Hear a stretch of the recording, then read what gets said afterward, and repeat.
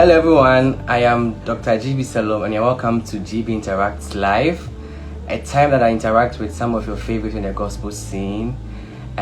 Basically, very edifying conversations, very interesting conversations. So I'm excited about today's interview. I'm most excited actually, but this one is special to me actually. I am interacting with a VGMA Male Vocal Performance nominee, a singer-songwriter, a worshiper, a guitarist, and I'm saying now that he's the voice of hope because his EP is giving us hope literally, and it's none other than Mensa. What's up, man? Yeah, cool. That's an interesting body of work you've put out there. Right. It made all of us excited. Yeah, I mean, I'm excited too. It's been a long time coming, so yeah, I'm really excited to share this with everyone. Yeah. Okay. But let's take it back a little bit. Yeah, start it. Let's start from Nyame Betche.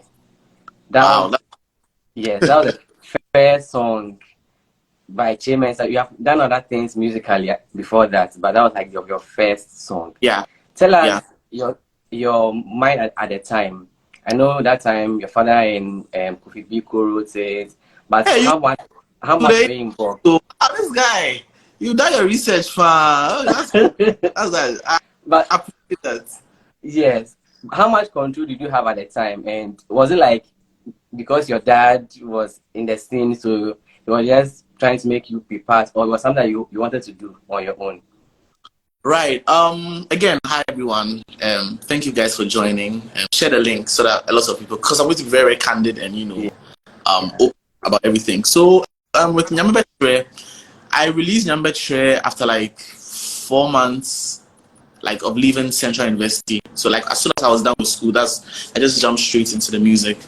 But unfortunately, I didn't have any control over Nyame Betche because I was kind of signed to like a label. Okay. Yeah.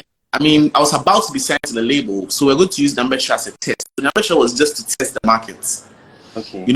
See if people would be responsive, to the music and everything. Yeah.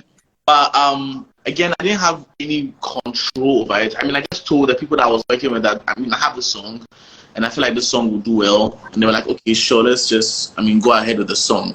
I mean, we did that, and the response was overwhelming. Like, it was crazy. I would sit in church and I'll be hearing my song, and I'll be seeing people sing along music. It was crazy. It was really crazy. So, I mean, my dad didn't really have control over how the song would turn out.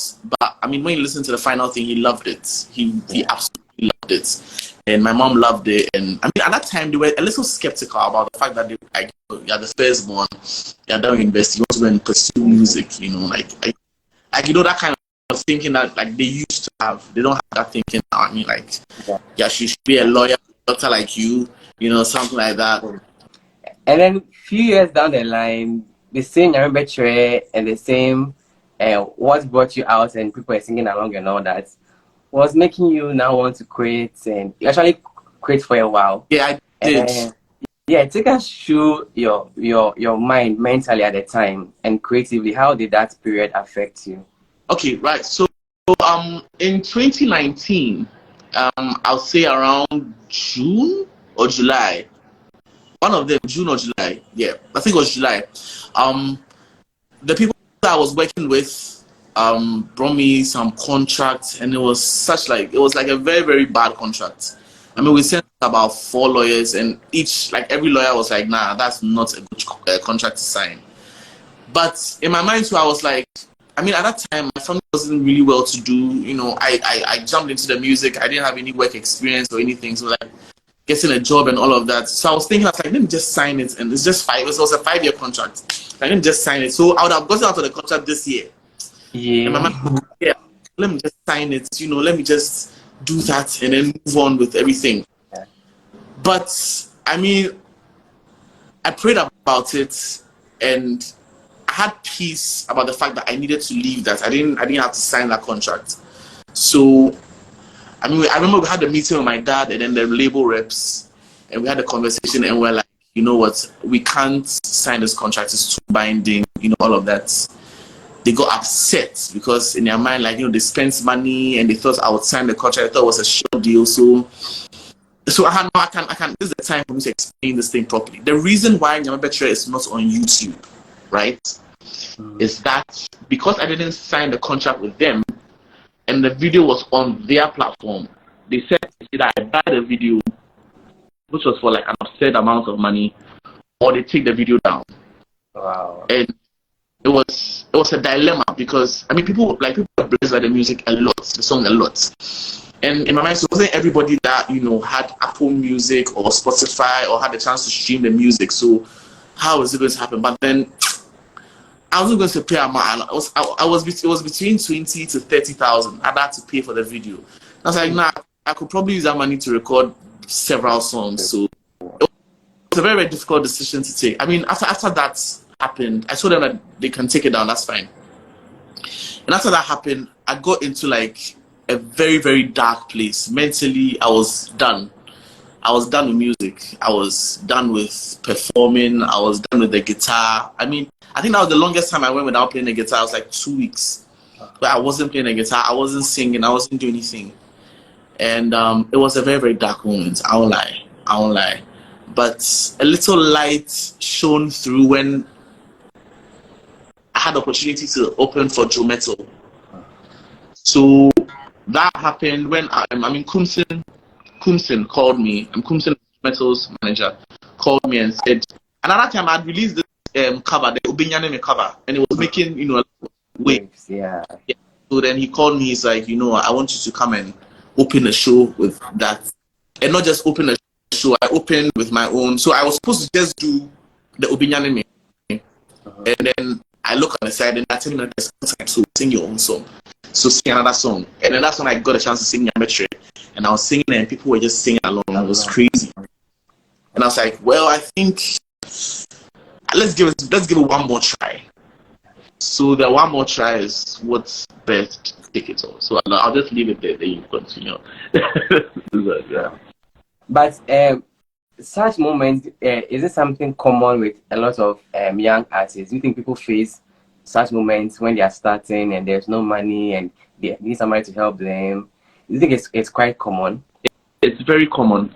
Some people will not talk about it, but I feel like it's a conversation that needs to be had. Right.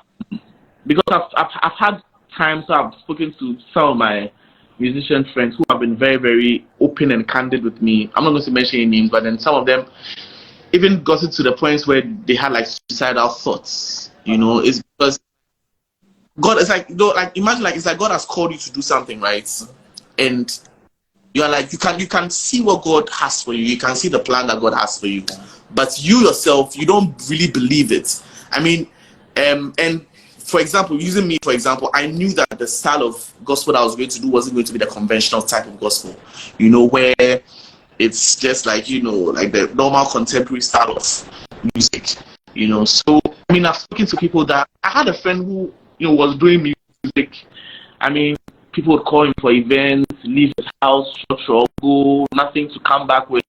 And he was losing money and, all of that. So he ended up, starting like a food service or something like that and like stopped music completely. And that was an amazing voice, an amazing vocalist, But a lot of people have been going through that stuff. A lot of people are still going through that stuff. But just a few of us actually make it out. That's the sad truth. The sad truth is that some of us have resilience. Us are like, whatever happens, we are going to do it. So yeah, it happens. But the way we can do it as a community, as a Christian community, is to support people when they pour out stuff. Sharing the link on your status shouldn't be a difficult thing. Just streaming the music shouldn't be a difficult thing. It'll help. It helps. It's on the same subject. I want you to, maybe somebody might go on the live or watch the video later, might be going through a similar thing. Maybe you can use your story to encourage them. Yeah, let me use the testimony of Take It All. Okay. Because I find that when I tell some of my musician friends about that testimony, they're like, okay, then I think I can do this. So after I had an opportunity to open for Metal, I was had the opportunity to open for Human Mercy,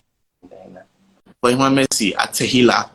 And after that, I used to do BV for Eric Jason. After all of that, I was like, you know what, God, I want to record another song. I want to put out another song. I don't know how I'm going to do it, but then I want you to foot the bill for me. And I prayed that prayer at August Worship 2019. So after that, my friend Nick Records, Nicholas Annan Jr., hits me up and he's like, Charlie has opened his own, because at that time he was doing his national service at MTN. I come to 25. And then when he was done, he said he had a lead into like, go into music full time. So he called me and was like, do I have any project that I want to do? I mean, you just foot the bill for me. Like it's not going to be like anything I have to pay for. He just wants to like enter the music scene. And I'm like, yeah, I actually have a song that I want to do. So well, the story is that I had recorded that song earlier with the label people, but then because all of that stuff, I couldn't have the master recording. So I go to him and I'm like, okay, we have to do the song. I gather my friends Nat and Justice, right? And then we go to my friend Nat's church. It was a Pentecost church around Dome. So we go there and then we record the song. And then we are sending the files to Nick, and then the files get corrupted. And I'm like, Charlie. So we go back again the second time and record it, same thing. Third time, same thing. Fourth time, it went through, and then we did everything. But then while we were in the mixing and mastering process, we found out that there was a problem again. Yeah. So it was either we're going to cancel the project as a whole, and then do it another time. Just release it the way it was. So Nick ended up going to another sound engineer's place. His name is Jonas. He's the one that produced Nothing So Hard. Eventually, so we go there and he's having a conversation with him. And then the guy's like, he really loves the song. Like it's a really good song. It's different from what people have put out in Ghana. And he calls me and he's like, you know what? He can solve the problem for me and I don't have to pay anything because he loves the song. So this is going to be like an offering. So after the BVs are done, it's now left with the video. We have to shoot a video for the song. But at that time, I didn't have money. Again, I was broke. I was a struggling artist. And a friend of mine called David offered to do a lyric video for me. So he did a lyric video. When I put out the song, the first day I put out the song, it didn't go anywhere. It was just on people's statuses. I mean, I posted on Twitter like 3 retweets, 4 likes, and of Facebook, so people are not really listening to it like that. And then I got a message from a friend of mine. It's called Kwabena Boateng, and it was a DM on Twitter, and he was like, Charlie, the song is blessing him, and God is telling him to shoot the video for me. So he paid for Danny Vision, also a director called Danny Vision, to shoot the video. And now we're about to shoot the video. We shoot my scenes. We're supposed to shoot another scene somewhere, and then COVID hits. And when COVID hits, we couldn't travel, we couldn't do all those things. So we ended up asking people. So if you watch the video, we ended up asking people to like send in videos. So we just added to the video. So we did that. And I mean, when we put it out, now TV was playing it. Some radio stations decided to play it. Some didn't want to play it because they said it's foreign. It's too foreign. We can't play it's gospel music because we can't even hear the word God. We can't hear God in it. We can't hear all these things. And I'm like, it's gospel music. It's just different. And that's why I realized that we Africans tend to demonize what we don't understand. For a year, we're just doing promo for that song. That was the only song we're doing promo for. That was the only song we had out. So everywhere I get a chance to, I just sing Take It All and everything. So the next year, I'm at a friend's house and they're announcing the VGMA nominations, and then I'm just scrolling, and they do this thing where they announce it every hour. So every hour there's one category, every hour there's one category. And then I'm waiting. So the thing is that my dad told me to send in my song for nomination. Yeah, and I didn't really want to do it because I felt like award shows. I mean, I didn't think I was going to get the nomination. So I did it. Now then another hour passes, and I'm like, okay, let me check now. And I check, and my face is there. I'm like, So I was shocked. So I thought I was dreaming. When people say that, it felt like I was dreaming. At that point, I understood them. Like I felt like I was dreaming, and I felt like,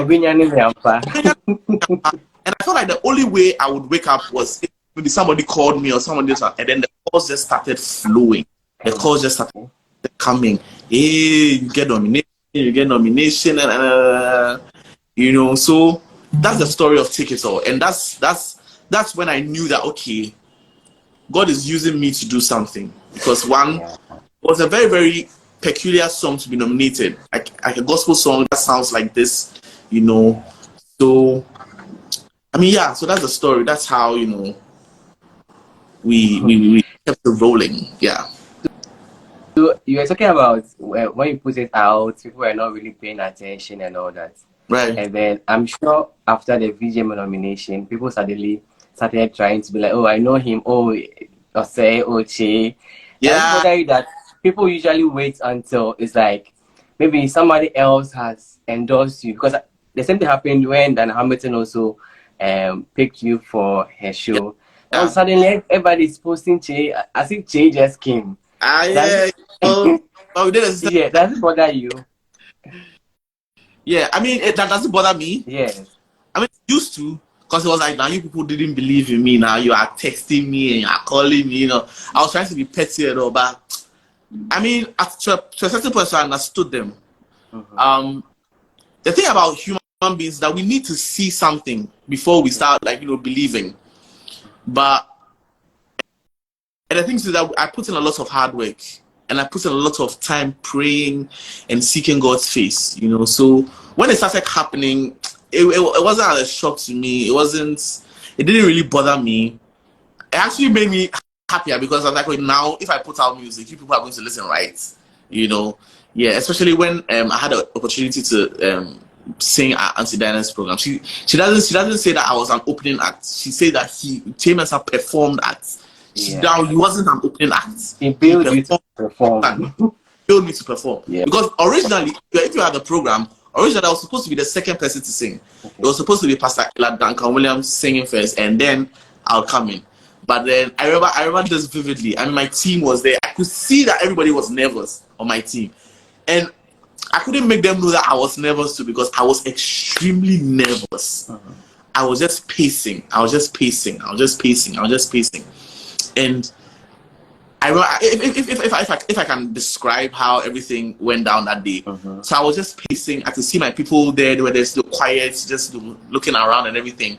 And I was just pacing. And then I saw Auntie Dinah's, one of her managers, Uncle Charles from the UK.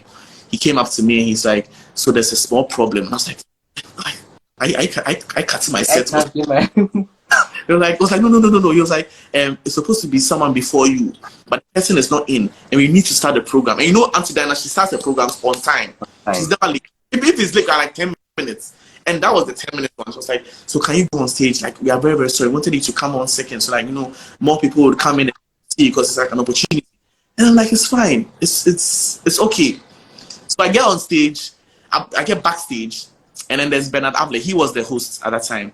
So he sees me, and I will not say he dismissed me, but he was like, oh, you look like a cool guy. This is the first time singing on it. I was like, oh yeah, I've sung here before, but then this is my first time with Auntie Diana. It's like, oh, you kill it. And so he asked me what's my name, what have I done, And then I went on stage, and as soon as I went on stage, the nerves just left. Wow. As soon as I got on stage, I think it left because I could see 1,000 and I was at the top there somewhere. My dad was down there. My friends were in the crowd. I could hear them scream my name. And I was like, okay, there's some home support. So, and we did that. We did the whole administration, everything. I did a set, and then with just the band. And then we had to sing.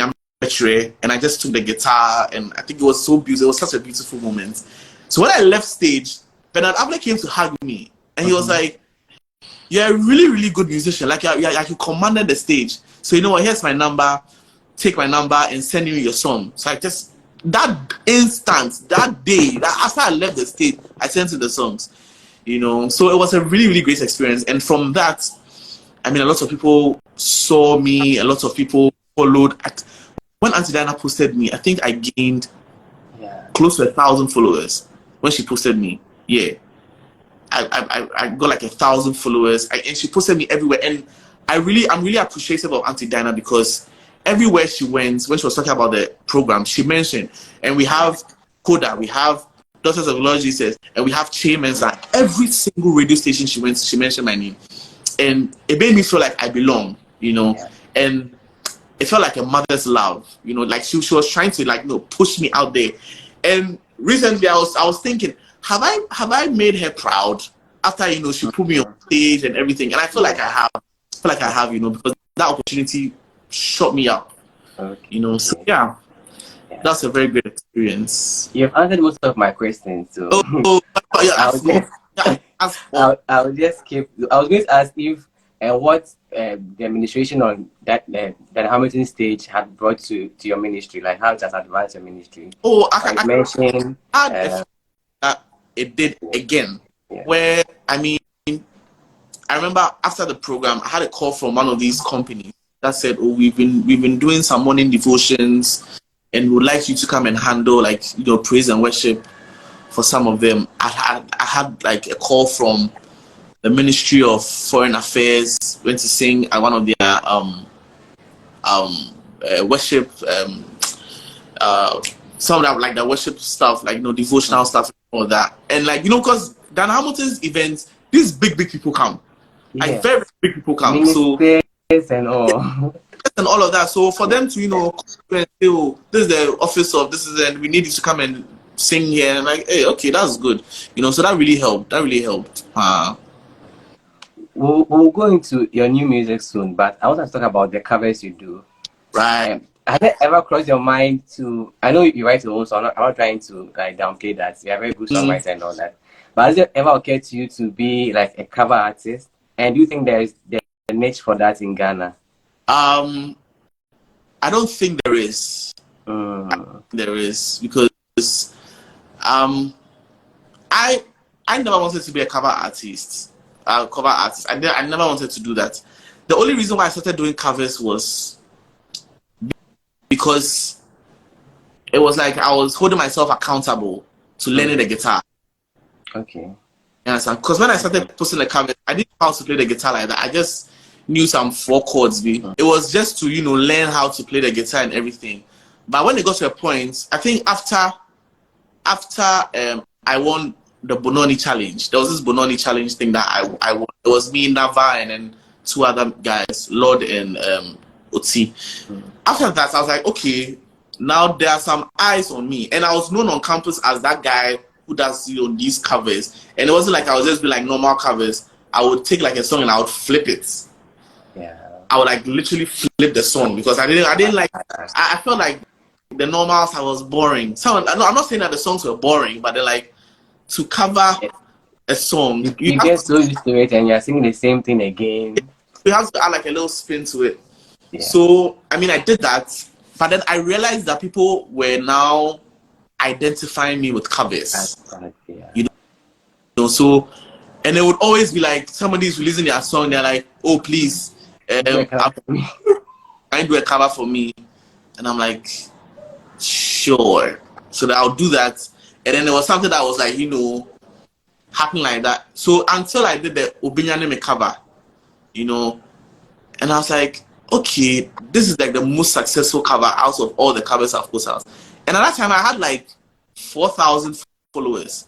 But then I had like, you know, 1,000, 2,000 views on that cover alone. You know, so I was like, okay, that's going far, but I still want to do my own music, you know. But the thing is that even after releasing my songs and everything, I still like to do covers. The thing is that at first, I was doing it because, okay, you are known for covers, so you have to do it. So it got to a point, it became like a chore. Where it's like, okay, today what are we covering? There's this song, let me just take it and like, no. So I'll be trying hard to try and flip the song, but it wasn't feeling natural, you know. But I mean, after the Obinyane happened, I was like, okay, you know what? If I want to do it and I feel like doing this, I'll do it.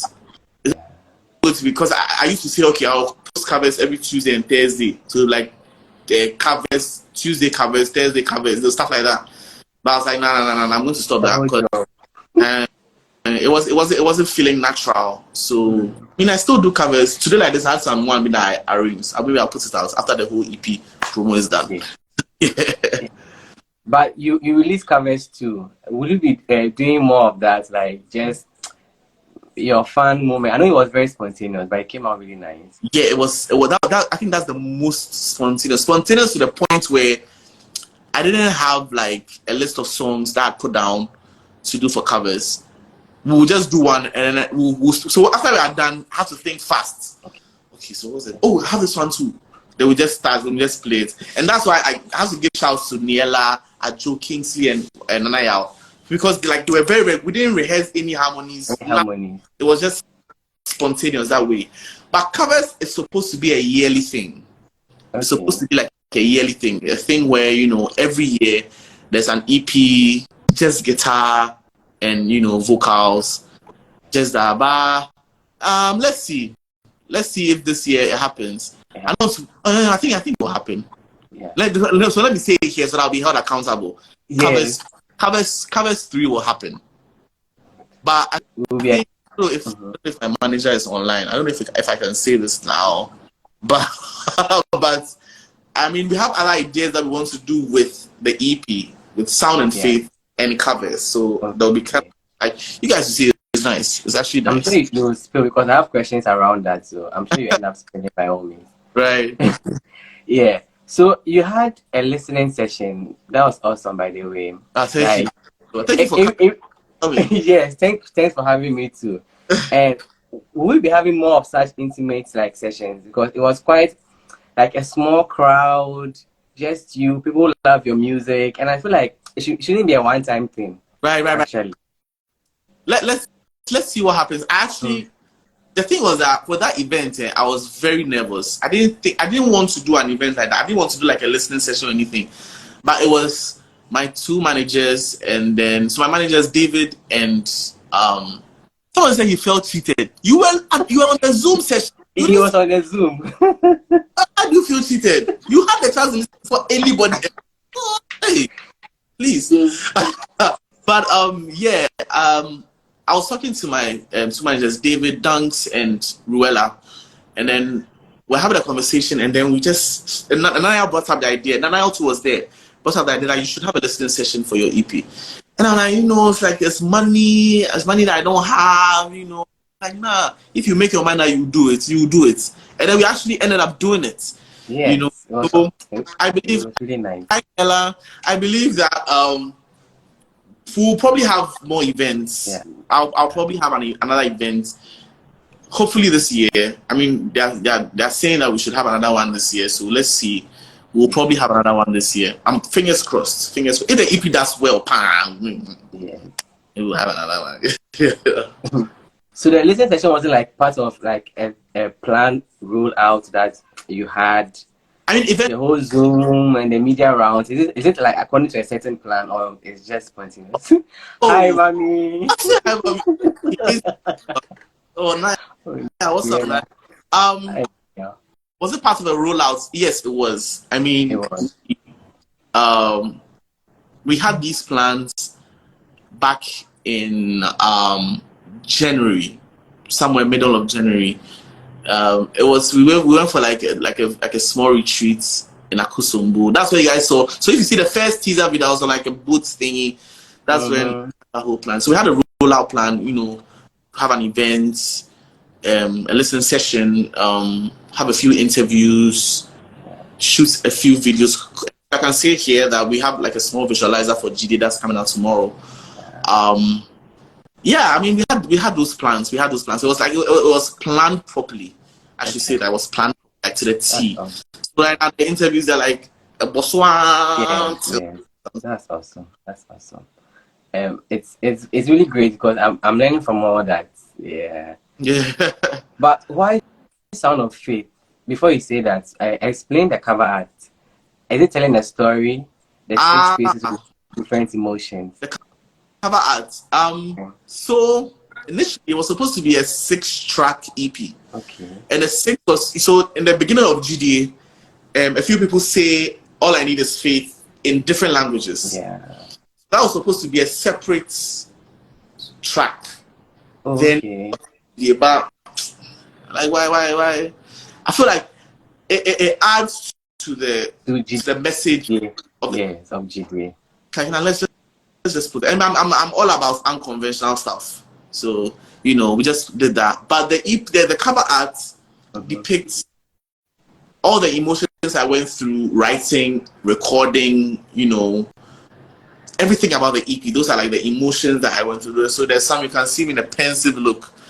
Those pensive looks are like when Charlie, you have to about the money, they come, those things. Why you doing? There's a place where like I'm shouting, and I think that one, I think it was about GD. I mean, I remember when Obenking sent me the instrumental for that song. It blew my mind. All of that. So yeah, it's just different stages of emotions that I was going through. That's the cover art. It was shot by Ato Krenzel, and then the design was done by Derek from Do Vision. So, yeah. Okay. You really do well by shouting out all those who have helped you one way or the other. Yeah, I mean, because some of us didn't have it that way. Yeah. Where coming up, you do stuff for people, but then they forget, all of that. But it's fine. It's life. Okay. So now, why Sound and Faith? How did you come by the theme? Right, Sound and Faith. Okay, let me start from the title. Okay. The original title of the EP was A Journey of Sound and Faith. That was the original title because I was having a conversation with a very, very lovely woman, Auntie Josie, who owns Josie's Kappa Cappuccino. And we're having a conversation about my life, music, how things happen in my family, all of that. So after we had that conversation, she looks at me and she's like, wow, that's like a journey of sound and faith. And I'm like, if I ever have an EP, I'm going to name it the Sound and Faith. So, and today I was realizing something, that the EP was, I think it was just engineered by God, because initially the plan wasn't to have like songs that were all about faith. I just wanted to name the EP Sound and Faith. But eventually, all the songs that we had talk about faith, and like telling Jesus to come into your heart, asking God for more, for help, for faith, and all of that. So the plan for the EP started in like 2019.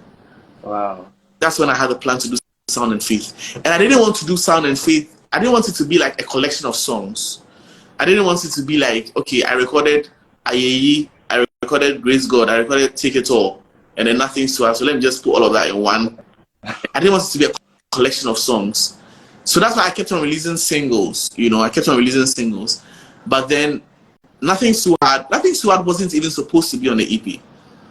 It wasn't supposed to be on the EP. But later on, as I was listening, I was like, no, it fits.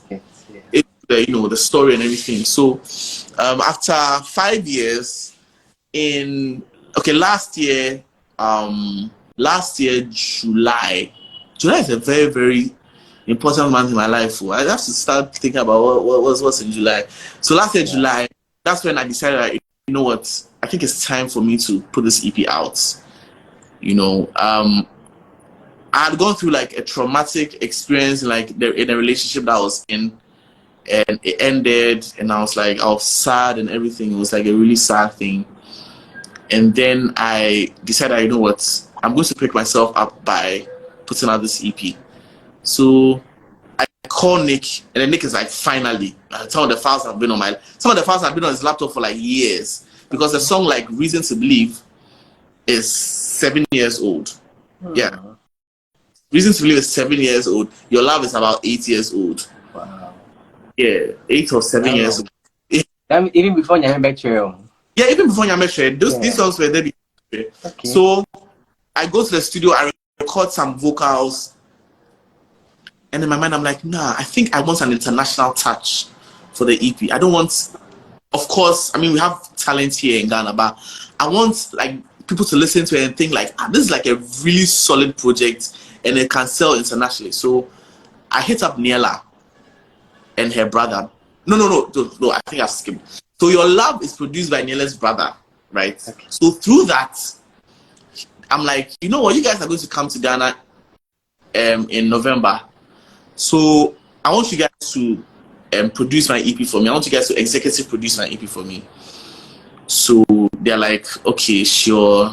So they come to Ghana, and then we go to Muria Studios for like a day, so like a full day. And then we're just recording the vocals. So Nila is standing in front of me, right? And I'm singing, and she's like, stop.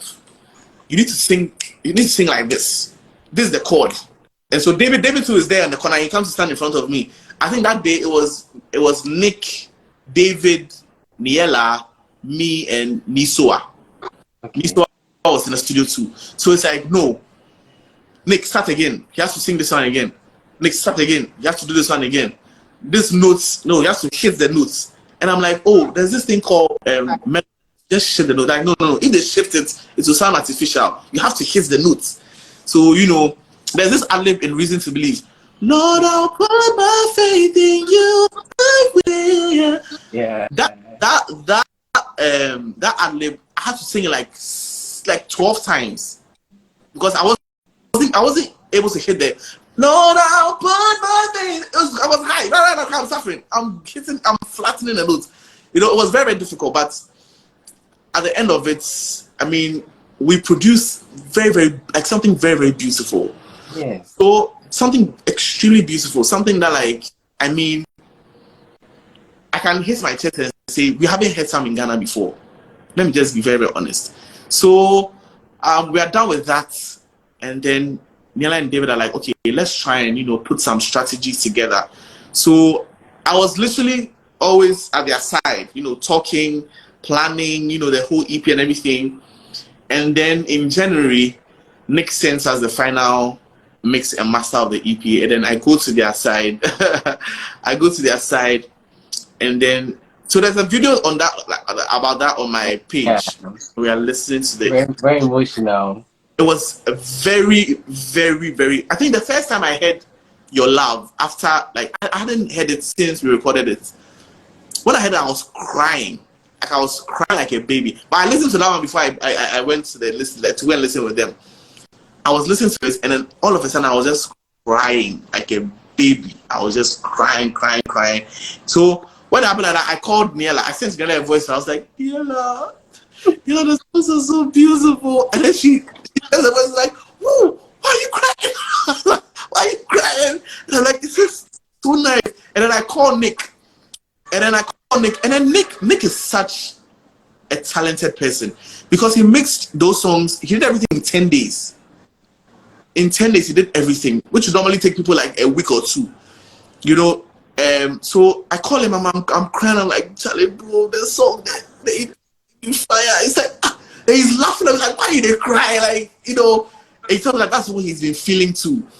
You know, so we do that, and then now I'm nervous. Let me tell you something. I almost did not release the EP again. I was going to say, I'm not releasing this EP again because I was scared. Let me just put it. I'm sure you have questions about that to ask. Yeah. You know. Yeah. Yeah. Yes.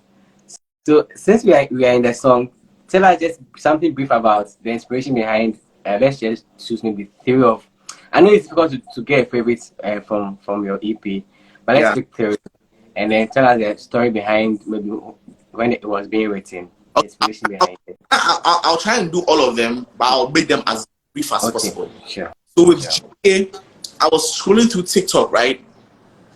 I was scrolling through TikTok, and I saw a video of a bishop called Bishop Adon saying, I really want to meet that man. And he was saying, Aden sign, and in a sign. He was just saying that. And those lyrics stuck in my head, you know. And then I had like a melody for it. But when I played the melody, I wasn't really feeling it. So I played it for Inyunyam, my friend Inyunyam, singer Inyunyam. And she was like, I think we can work on the melody a bit. So I come back home, and then my dad tells me that I should listen to the song. I listen to the song, and it feels nice. It feels like it has like a groove to it. So I come back to my room, and then I just, and that's how I wrote the song.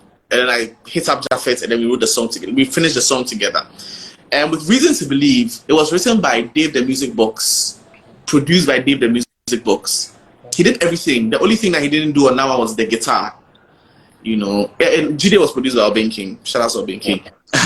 Yeah. So, and Reason to Believe, I think that's the oldest song on the EP. That's like 7 years. Yeah, 7 years. It's just that song's like tug of war. Like you're telling God, like there's a key for I don't know how to say it. But like, I'm telling him that like, I suffer, I'm suffering. Like, give me a reason to believe that everything will be fine. And at the end, he's like, I'm the reason everything will be fine. It's like a big flex. I'm like, okay, sure. Then nothing's too hard. I got that inspiration from Archbishop Benson Idahosa. I saw a video of his. I watched the video, and then I went to bed. And then I heard the chorus in my ear, nothing's too hard for you, nothing's too hard for you. So I took my guitar, and it was around 1 a.m., and I wrote the song there. And then I was like, oh, I need a feature. So then I hit up, I had a dream I was singing a song with Niela. And then I hit her up, I'm like, Niela, let's do the song together. She's like, I'll think about it. Eventually she did, and then we recorded it. Your love, I wrote Your Love after I got my heart broken. I had some broken hearts, yeah. And then I wrote Your Love. But I wrote with my friend Steve Wanon. I think you guys met him at the listening session. Yeah. We wrote that together. We started the song in school, but then I finished the song after the Heartbreak, So yeah, that one too. I'd always wanted to do a song with Kofi Nkrumah. Okay. And when I hit him up, I was like, bro, I have the song I want to do with you. I sent him the song after like a week or two. He also sent his verse. And then we did that. And then the last song, A Call to the Altar, it's actually a Pentecost hymn. Yeah. And I saw Seb Wache, who was playing this. He played a song on TikTok with this girl called Anita. She's called God Girl Anita. Very beautiful voice. So I listened to it and I downloaded it. I sent it to Nadia. I'm like, Nadia, I think you can do. I want to use this song. I want to do this song. Will you do the song with me? And she was like, oh, but I haven't sung in a while. I'm like, nope. We're going to do it. So I tell Seb, like, look, I like this. I want to do this song. And literally that same evening, he sends me the stems, the keyboard. He played everything, sent it to me. So that was the fastest song we recorded. Okay. So yeah, those are the inspirations behind it. Sound and Faith. Very, very, very personal. I understand why the EP sounds personal. It's therapy. It's therapy, especially Your Love. Your Love is a song that's very, very dear to my heart because not even about the heartbreak, but then the heartbreak showed me that I was dependent on other people for true love.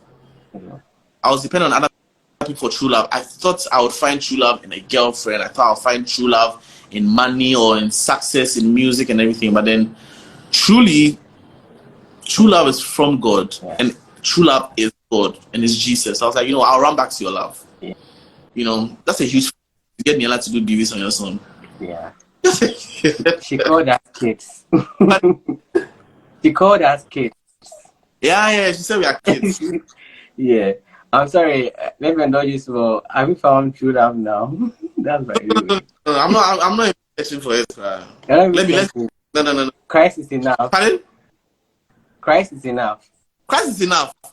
And I'm promoting my when the time is right. You see me.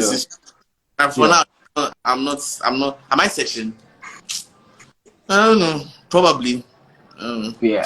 When you're speaking, like a few times, you mentioned how this sound is quite different. At least, especially in the gospel space, it's like it's novel. You have not really heard any sound like that before. Yeah. And are you settled in your mind, or you still have a bit of not challenges, but you sometimes feel like I should probably do what everyone is doing. I should just toe the line. I should just fit in. I mean, let me tell you the truth. After I did this EP, do you know the #1 song on the EP on Spotify? I follow it, so I know, but I want you to say it. It's Reason to Believe. To believe, yeah. Reason. And it is, I sent it to my managers. They were like, and they called that song "Sexy Gospel" for some reason. I don't know why. But I'm like, Ghanaians, oh my gosh, you people, you people. Yeah, they am pay. I'm like, reason to believe is number one. Then Nothing's Too Hard before GDA. Oh, okay. So I think, but that wasn't what settled my mind. I think what settled my mind was after I released Nothing's Too Hard.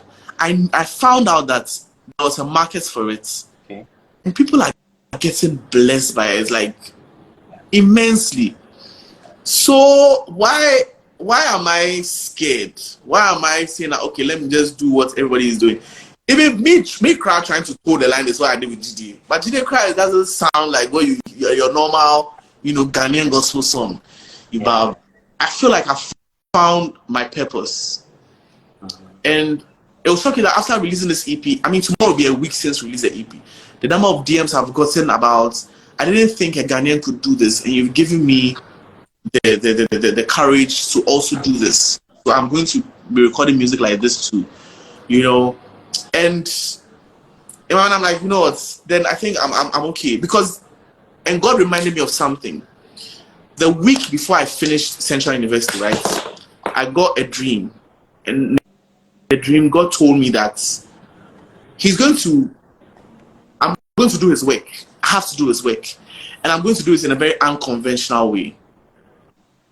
But then, because of that, you open the way for more people to do same.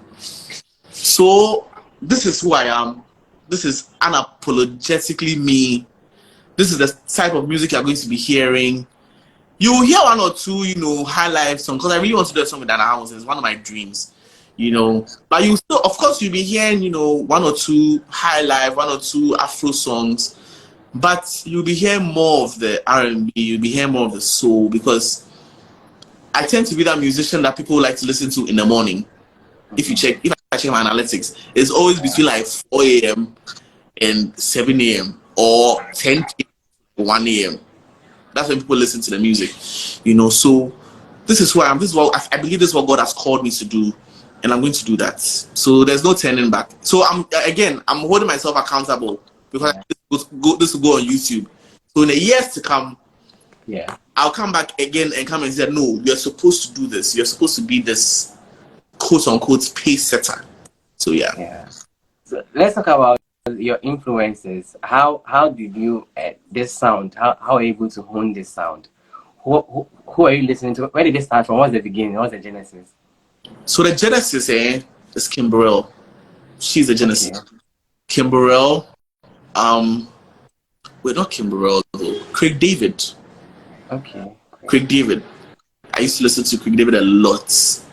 I used to listen to a lot of 90s R&B, 80s R&B, just to get that sound, But then it was Tony, and then Kimberell. These two people. Tony. Listen, I listen to them. I mean, I don't know if you know Tony, but that guy. This late. No, we don't want beat Tony. Out the box Tony, like that guy. People can sing, but till now, I've not heard a vocalist like that dude. That guy can sing. And I used to listen to his music, like top to bottom. So when I was in Jonte, I had like this BlackBerry Curve, some small for me. And then when I'm going to sleep, I just put the earpiece in and I just turn it on and I just listen to only Tony and Kimberell. Just them. Learning their riffs, learning their runs. So that's where it started from. Those are my top two influences. Kimberell and Tony. But you were close to your dad when he was recording, or I'm sure you had met some of the legends when you were younger. How come that didn't also rub off on you? I mean, I was trying to, that's how I like their song. So then, my dad, when I finished GSS, right, before I went to SS, I used to go like to gigs with my dad, live band gigs and all of that. So I would go, and when they set up, they'll be doing their sound check and they'll be playing like jazz music. And I would love that. I love the jazz music aspect. But then when they start playing the high life, don't saying I don't like high life. But when they started playing, I was like, it's cool, but it's not jazz. It's not jazz music. So I just teared my eye off that one. But my dad actually introduced me to a lot of jazz music and R&B music because, and again, we'll go for sessions. I remember I went to one at Alisa Hotel, and then I went to their jazz club instead of like the high life section. So I was in the club. It was like a club, like it was like a jazz, like a jazz club. So you see people, old people sitting down, and there's this small 15-year-old guy holding a coke, and he's listening. He's just fascinated by what he's hearing, So, and I think my dad realized that, and he's like, okay, his interests are more on this side than the other side. So yeah, but then I like high life all the same. Actually, the type of high life I like is like the very, very, very old one, like 1980 Mensa Taylor high life. That's what I like. That's what I like. Yeah, but then R&B mainly my influence, R&B and jazz. Yeah. Is the love on the streets, in quotes, translating into streams? This is a very good question. I think this is like one of the best questions I've heard so far.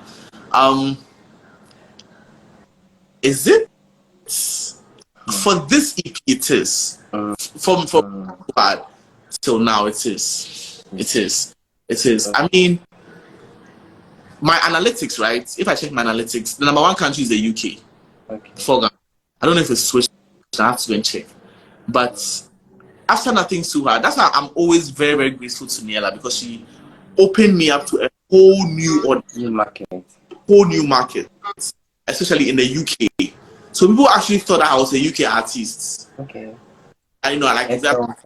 So as a UK artist, because like, hey, Niela and a guy in Ghana, stuff like that. But right now, if I'm seeing the support, like the support that has been shown on Twitter is amazing. Okay. It's been amazing, and it actually is translating to the streams. I think we are almost at 9,000 streams on Spotify. Yes. Okay. I mean, but what is usually the challenge? Why is that our part of the world people don't usually like to stream like that? Just consider is what's it. I was complaining. Somebody sends me a screenshot.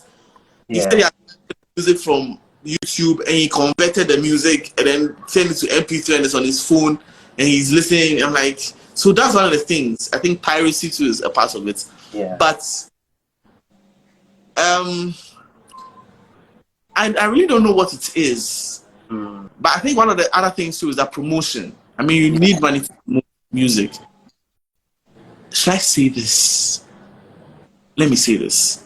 It's a bit controversial, but let me say this. I don't personally, right? I want the music to speak for itself. I wouldn't want to, force myself and this is very, very controversial, so I'm going to take my time and say it. I believe in influencers, doing their job and everything. But for me, right now, I wouldn't want to do that yet. I still have a lot of years in my life. I'm a small boy. I'm still in my 20s, my mid to end 20s. And I have a lot of years to make mistakes. I have a lot of years to do music, I believe. So an EP like Sound and Faith, it's like for me, it's like my baby. Mm-hmm. I don't really want it to be manhandled. Like, I understand that going on TikTok, making sounds and everything is going to help the promotion. I believe that strongly, but I don't want it to be gimmicky. I don't want it to be like a gimmick, where it's like it will just last for a moment. It will last for just a moment. Thank you. It will last for just a moment. A song like You Show the Vibe. Those songs are meant to shoot like that.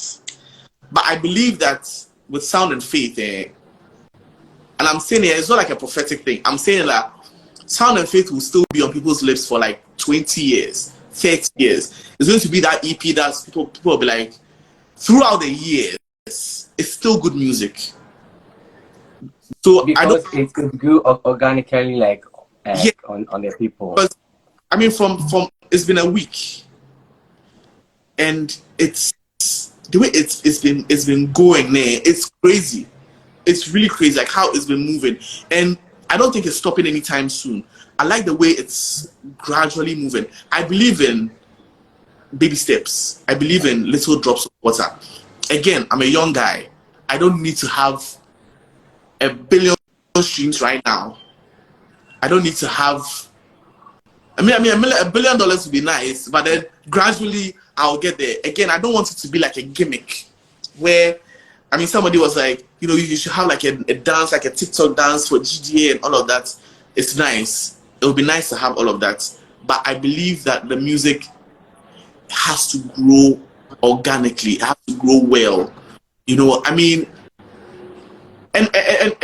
an example is people listen to Reason to Be Alive. Actually, I'm sure you recorded the song like last year. The instrumentals were done in 2017. That's when they were done. 2017, so 17, 18, 19, 20, 21, 22, 23. 6 years.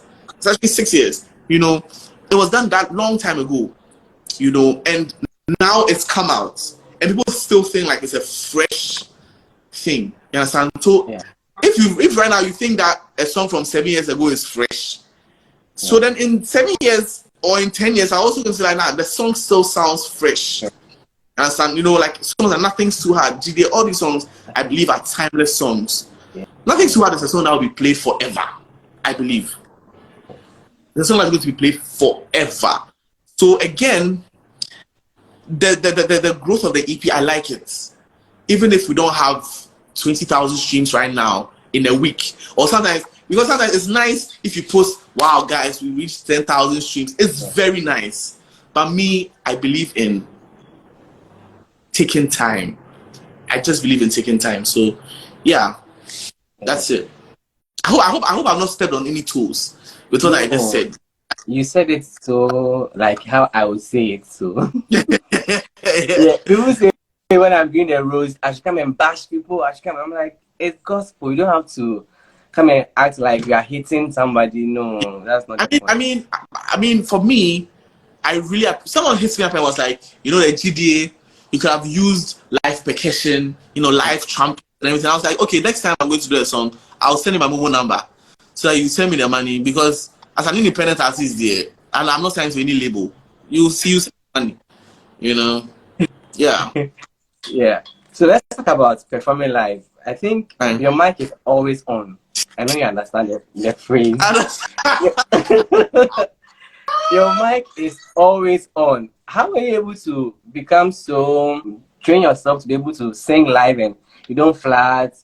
It's usually like it goes well, unlike things we've heard and I've been hearing this week. Yes. I'll attribute that to a couple of people.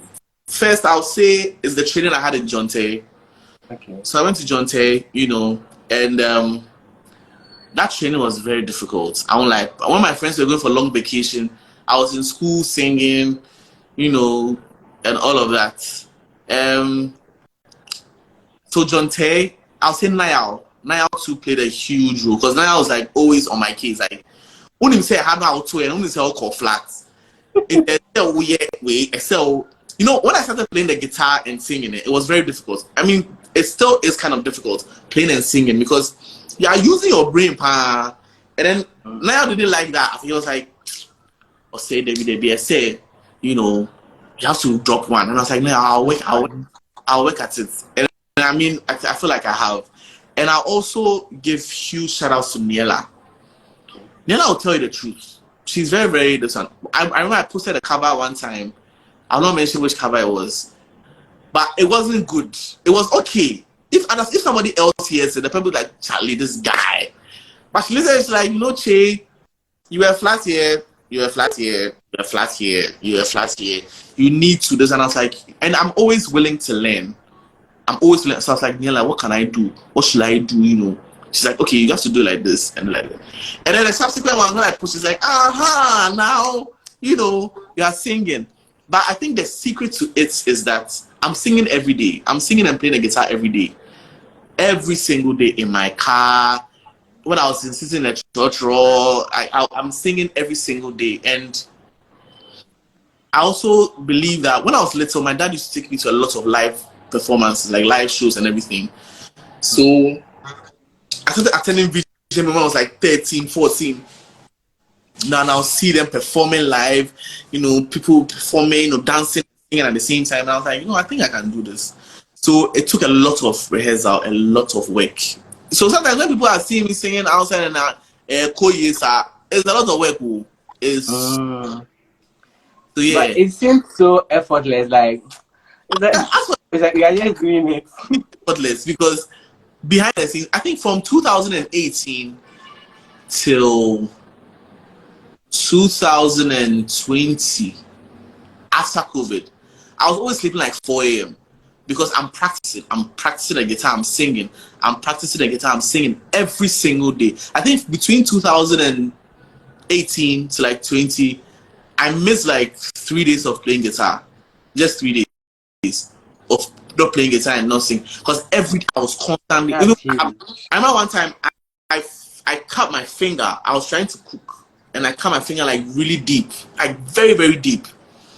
And then, oh my God, sexy G. And, sexy G. That guy's an amazing guy, And my finger like really deep.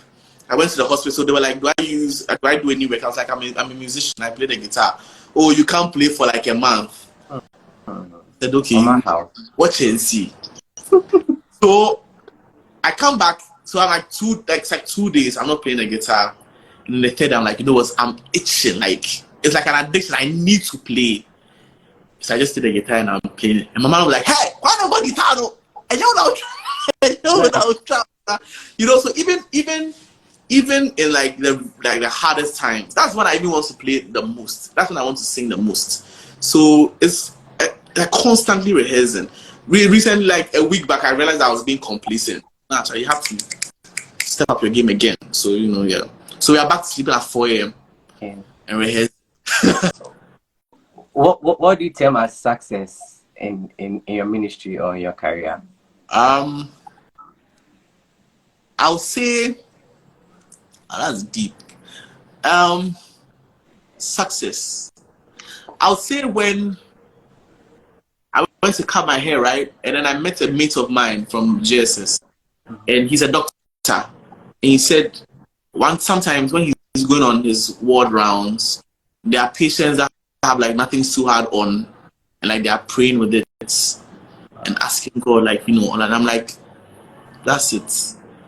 I mean, at that point, you can say that, okay, you've done what you're supposed to do. And I believe that's success. Again, the streams and everything, they are nice. It's very nice when you have like stream. But then when you meet people that are like, because of your music, I stopped this. Like, I'm not doing this anymore.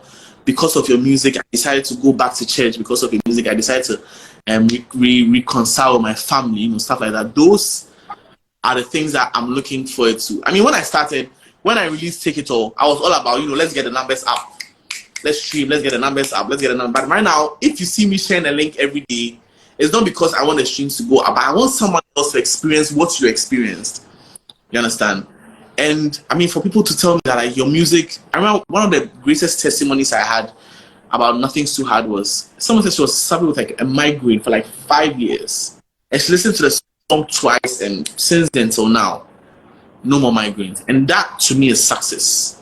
That to me is success, Charlie. So even if, and it's very, very difficult to say, but honestly, if I put out a song, and I believe that sometimes the music that I put out is meant for like one person or two people. You understand? So even if I put out a song and it has like 1 billion streams, if I'm not hearing the fact that, oh, somebody's life was changed through the song, it's not a success. It's not. It's just like a publicity stunt or something, like, oh, you just decided to release music. So if nobody's life is being changed by the music you put out, Charlie, then why are you doing this whole Christianity thing?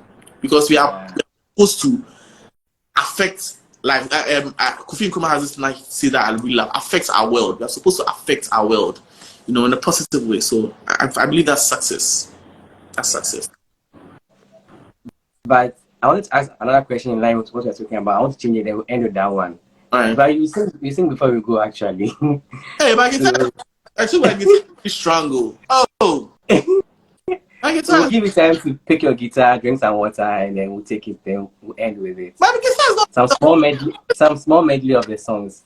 It's not hard. It's not hard. Hey, like, yeah. But no, I'm a singer. I'll show you. Yes. Yes. I wanted to ask. It's not cool to ask because it's gospel and it's ministry and it's soul winning. But is it paying? Is it paying? Maybe the payment might not be monetary, but you can tell us. Oh, it is. I mean, it is. And I'm not trying to say it. I mean, I'm a recording artist. We need money to record the music. We can't record with, oh, God bless you. Oh, we can't record with exposure.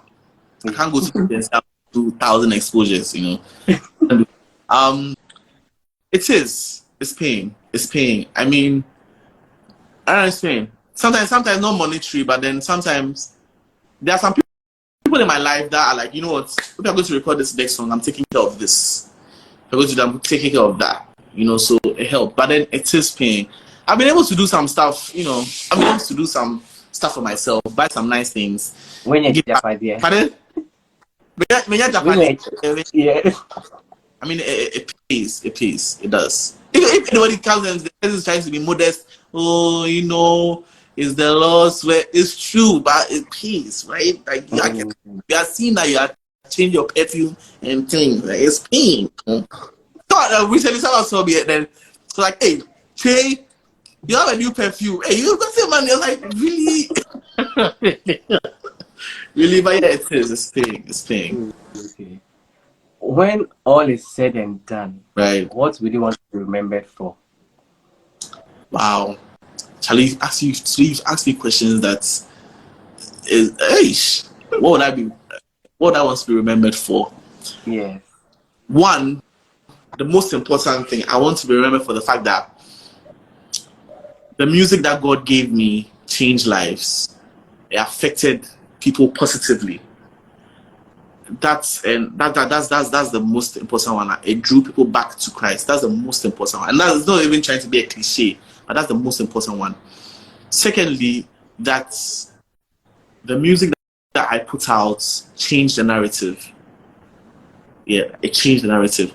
I want, like, in the next 10, 15 years, you enter university and then they are saying that, okay, today we're going to study the structure of sound and faith. Or we're going to study the structure of, like, whatever song I release later on, you know. Amen. I feel like, again, we shouldn't be myopic when it comes to music.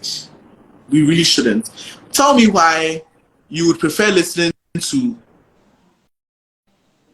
a song by Jonathan McReynolds, like a nice gospel R&B, and then when it comes to somebody in Ghana trying to do the same thing, I don't know, why don't you do some of our own? You know, it's something that baffles my mind. Because I remember I was talking to someone, and the person was like, you know, when it comes to, you know, our songs, Ghanaian people should be singing our own things. And I was like, open your phone right now, let's go to Apple Music. It is full of foreign music. Foreign songs. And I'm not even doing it because I want to prove a point or anything, but it is what I feel like I can do best. It's the best way I can express myself. So I would like to change the narrative. I'd like to let people know that, Charlie, listen, go crazy with your music. The gospel is the message. That's for the genre there. Whatever you want to do with the genre, do it. That's why some people have a problem with when they say gospel song of the year. And then it's like just different. Aretha, hi Aretha. You texted me, but I didn't say anything. Text me again, girl. Yeah. So I want people to know that, okay, Chairman's music changed the narrative. Chairman's music inspired other people to do music like this. You know, those are the two things. That my music will draw people back to Christ, which is the most important. That's the staple. And then second, that I change the narrative of my music. That's it. Amen. So now we'll take the song then. Which song you guys have? Which song you guys? Of the well, I think we should get some comments. What song should they sing? Yeah, from the EP. You want me to sing? Let's be sure that you have listened to the EP. And yeah. If you haven't listened to it, then you're a hater. Let me sing for you people then. Sure. If you calm the sea, May the lame man walk.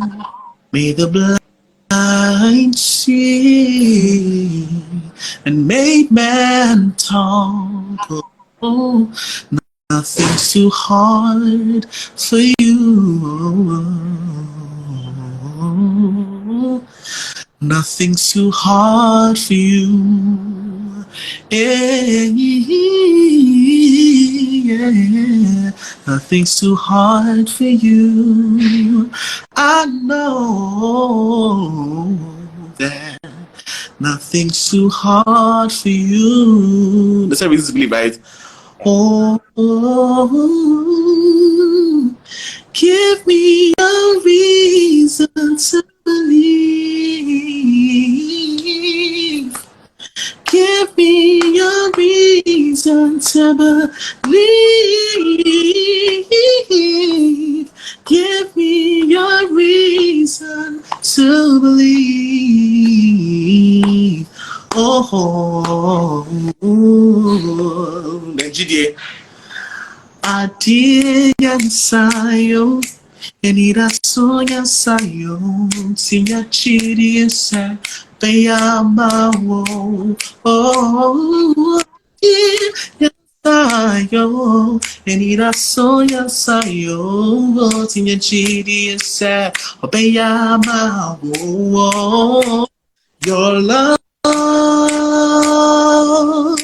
is what calms my storm. Your love keeps me safe and sure. Your love will never run dry. Your love. So I will run. Lord, I will run back to your love. Your love, I will run. Lord, I will run back to your love. Yeah. Wow, the mic is on. The mic is on. The mic is on. The mic is on. The mic is on. Yeah, so your final words and Right. Usually I would say stream my music, but I want to do something different. I want you guys to write these artists, their names down, and stream their music.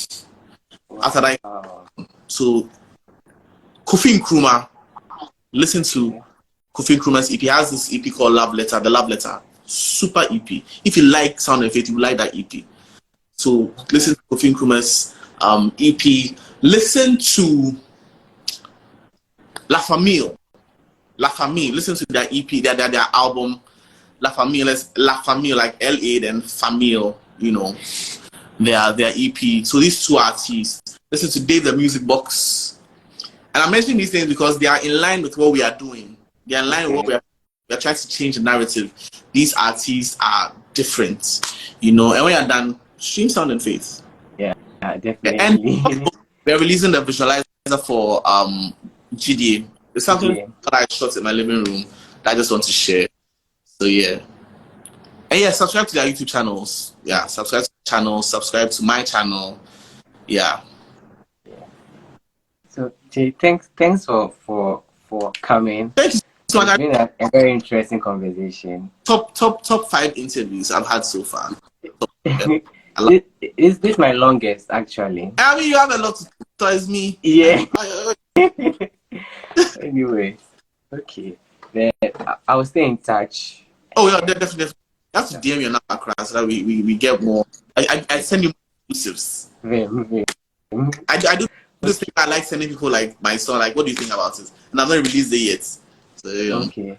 Yeah. I'll be so honored. Sure. Thank you very much. And thank you guys. Have a good evening. Has he left? So thank you all for joining. I'm sure you've been blessed by today's interview. I'll make it available on YouTube. And thanks again. Make sure when I put out, you share and let's create awareness for more people to watch. I'm sorry we didn't get a chance to ask questions, but I'm sure I've covered everything that you wanted to do. And we're reading your comments as well. Thank you all so much. Let me give shout out to those who are still here. Abaka, you are here. Judy, Joshron, Hi Biscuit, Black Lendon, Dave, Michael Piazza, Gloria, Andy, SL, Senior Edem, Abina, and then Edlet Music. Thank you all for staying till this far. Have a good night, everyone. Bye, bye, bye, bye, bye.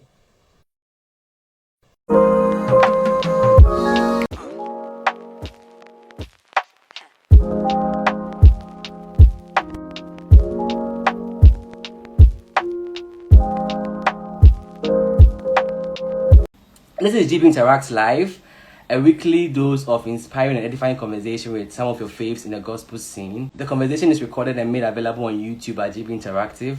And for those who like to listen on Spotify, you can also get it on Apple Podcasts as well as Google Podcast. My guest today is a pastor of God's flock. She's a singer-songwriter extraordinaire, a worship leader, and an author of books. She started her ministry as early as 1999. Okay, she was already doing ministry, but her first project was released in 1999. And she has since then been, consistently giving the Church of God tunes that bless lives, all the time. And she since dropped various bodies of work. It's an honor to me to be hosting Pastor Helen Yawson. So, Pastor. Hi, how you doing? Yeah, I'm blessed and highly favored, pun intended. Awesome.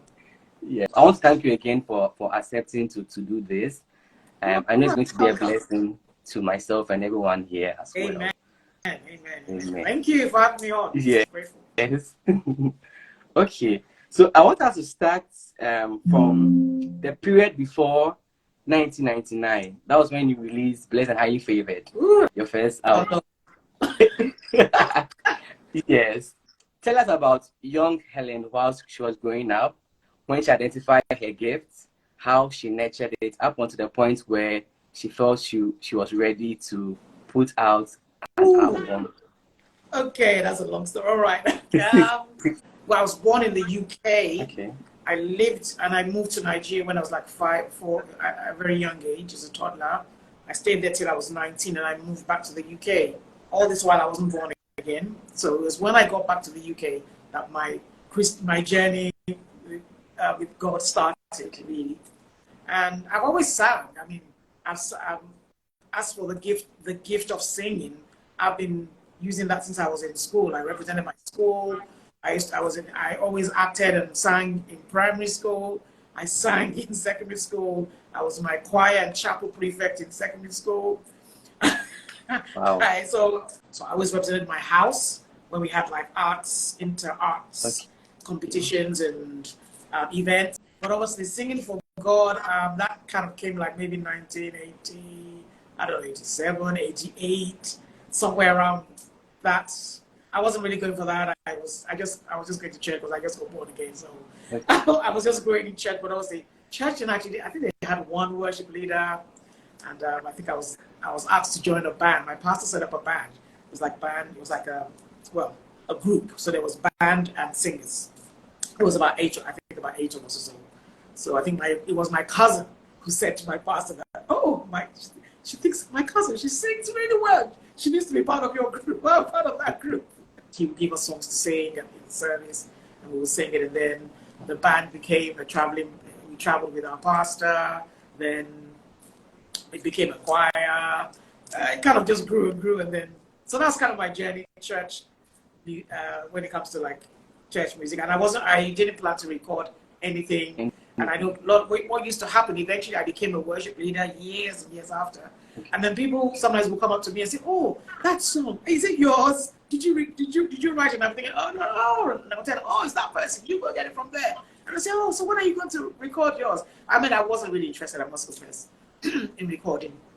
But I remember one day, God just started giving me songs. I mean, I literally sat down, the Blessed and Highly Favored.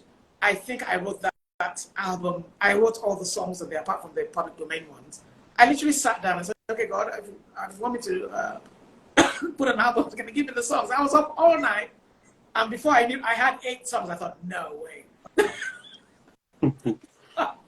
so that was how, obviously, the songs from that album kind of came about. That's interesting. When you're speaking, you said your band was a traveling band because wherever your pastor went, you went with them. For a short while. I think we did that for about 3 years or so. For 3 years. Okay. We went to Canada. Went to Canada twice. We went to Nigeria. Yeah, I think it was Canada, Nigeria. We did those. Yeah. Okay. It so was at the time, at the time you released Blessed and Highly Favored, were you so sure that now this is what I want to do? I want to do it solo. I want to pursue this ministry, or it was just an act of obedience, or because people were telling you that you should put out your song? Actually, I didn't do it because people told me to put out a song. Actually, if anything at all, I was quite opposed to it. Okay. I was like, don't tell me that I'm not putting out any songs. So, I mean, I knew that I had a gift. There was a gift to sing, and I knew that I was using it to serve in God's house. So my thing was to use it to serve in God's house. By this time, I was leading worship. So that was what I wanted to do. That's what I felt that God wanted me to do. That's where those in spiritual authority over me also saw that and pushed me in that direction as well. So I was just in the house of God, leading worship. I was not thinking about albums. Not really. That wasn't the focus at all. So there, at what point did you become now convinced that yes, I'll do this? Was there any point? I mean, it's not that I won't do it. I will do it, but because me leading worship in church for me was I was doing what I was supposed to do. Okay. But now putting it into on some sort of format that people can actually take hold of, buy, and play or something. That was like, the Blessed and Highly Favored? Yes, I did that. And I suppose maybe after I did that one, I thought, okay, well, maybe. Maybe we should put the out. So I think after that, a year or 2 after that, I did another one. I think that was just before I came to Ghana. I think that was in 2001, I think. I released another one. So, yes, the desire, I mean, I was not really the sort of person who went after having a CD. It's not as if, I need to put out a CD. But then I think after I released the first one, then I felt, okay, there's some other songs that God is giving me. And then there were some other songs that people wrote. And I thought, oh, wow, it'd be good to actually just do this song. So I think I did one that had like five songs in it. So it was, I'm not sure if I'm answering the question. Or evading the question. Yes. Like, you said that you've been serving, like you were okay using your gift to serve in the house of God. Yeah, so that's what it was, yeah. Okay. So I suppose maybe it was just a follow. It just kind of naturally evolved. Okay. It wasn't something that I kind of like. I was really thinking about it. I got to release a CD. No. Okay. Yeah. Before then, were you already into a different career at the time? Well, while I was doing all this, in the UK, I was working with the Ministry of Agriculture. I was an administrative assistant, administrative officer. I was working with the Ministry of Agriculture. Oh. So I was doing all that, and it was nothing full-time at all. Oh, okay. You mentioned that you were born in London, you spent some time in Nigeria, then you went back again, and you've been in Ghana for some time now. Yeah. How much of the cultures of these various places have influenced your style and your sound and your music? My style, which I know people all say, what's your style? And I think, well, please, you can't put me in a box. Okay, that's very true. I have blues influences, jazz influences, black gospel influences. Those are kind of black, really soul influences. Those are kind of my influences. And I have a plethora of them because my father used to play all manner of songs in his car. Okay. And I would mime all of them and sing to all of them on the way to school and back. He would play, white people, brown people, yellow people, everybody, because he loved music. So he would play all kinds of music in the car. Even there were indigenous ones from where my father comes from in Nigeria. And that indigenous music has, well, I say it's a bit of blue, I don't know, but it's very, the notes are not kind of straight, the way they sing it. So I used to try and emulate, I would copy it. I would try and sing along with it. So basically, I sing along to everything. Hence, I feel that when I sing, I have all these different colors, hues, and I suppose to what I do, because I heard so many different types of music from my father. Then when I got born again, people who were part of the band, who were older than me, and who had been born again for a while, they pushed me a bit into black gospel, and that kind of was right up my alley. Black gospel, because I felt I love very expressive music, and the black gospel was very expressive, and I love the improvisation and lips and all that as well. So, did you at any point take any formal classes, voice classes, or voice lessons? Formal, no. I have gone to a voice teacher and said, okay, actually, the first time I went to a voice teacher, what happened? Well, I had my first daughter, and I didn't know how the voice works and what can happen to your voice if you don't use it. So I went on maternity leave for the choir, and I came back, and it was like Samson. I would go out as before, but she did not know that the voice had departed from her. So they kind of thought, oh, Helen, she's back in the choir. And they gave me the song I usually sing, and I was like in the range of tenor. It wasn't working. Wow. Then it's really dropped. Yeah, so my range dropped because I wasn't singing and I was doing nothing about it. So so I had a friend who was in the choir, who was a vocal trainer. So we did like an 8-week, did like an 8-week kind of training. I just went with her, and we just did an 8-week training with her, and that kind of brushed it up. So I've done things where I've brushed up what I was doing, but as to formal singing training, no. No. Yes. No. You didn't have that, but you are pushed to organize some of these vocal academies to train people. Why do you think it's so important? The reason why I did it, I taught myself actually a lot. Obviously, in the UK, then everything was like on CDs and in books. So I would walk into music shops, pick up books on voice, pick up CDs on voice. I mean, I think I was part of a choir. There was an event as part of a choir, and the pastors there were very, very interested in how the voice works. So that was my first kind of introduction to the fact that, okay, you can do more with your voice. So I started going to music shops. I will buy books on voice. I will read them. I will study them. I will apply them. I'll get CDs. So I was interested. So I learned a lot. When I came to Ghana, I was very, very interested. I was thinking, why are we singing like this? What are you doing? No, you can't do that. I'll be talking to myself, obviously. I'll be talking to myself. Going to a concert, shaking my leg and thinking, oh, Helen, calm down. Because I'm observing people. I'm thinking, no, you can't do that. Oh, that's bad. Ooh. And I'm thinking, Lord, forgive me. I'm supposed to be worshiping, but I'm not worshiping. I'm sorry. Okay.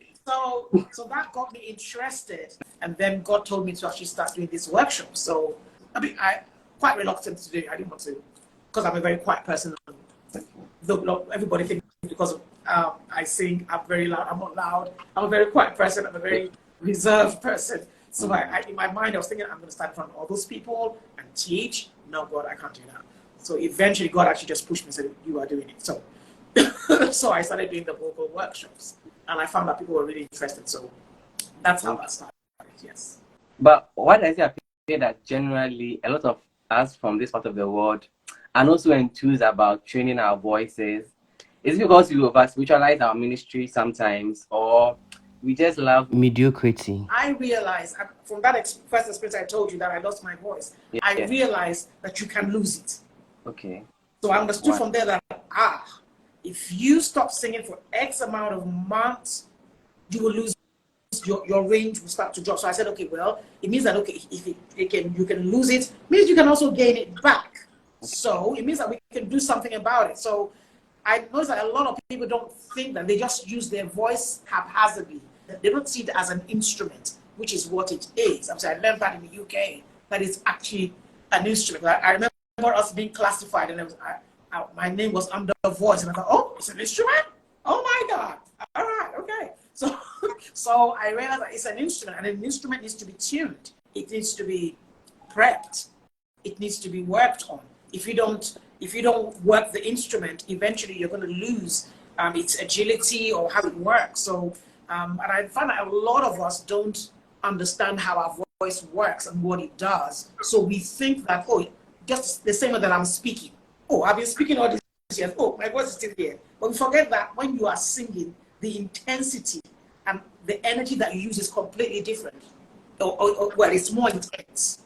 It's more intense. So if you don't work on the voice, if you don't do basic exercise like vocal warm-ups, deal with particular weaknesses that you may have, maybe you can't hit high notes maybe because of breath management, all those kind of things, you find that a lot of people don't think about it. They just think, oh, I'll just go out and sing.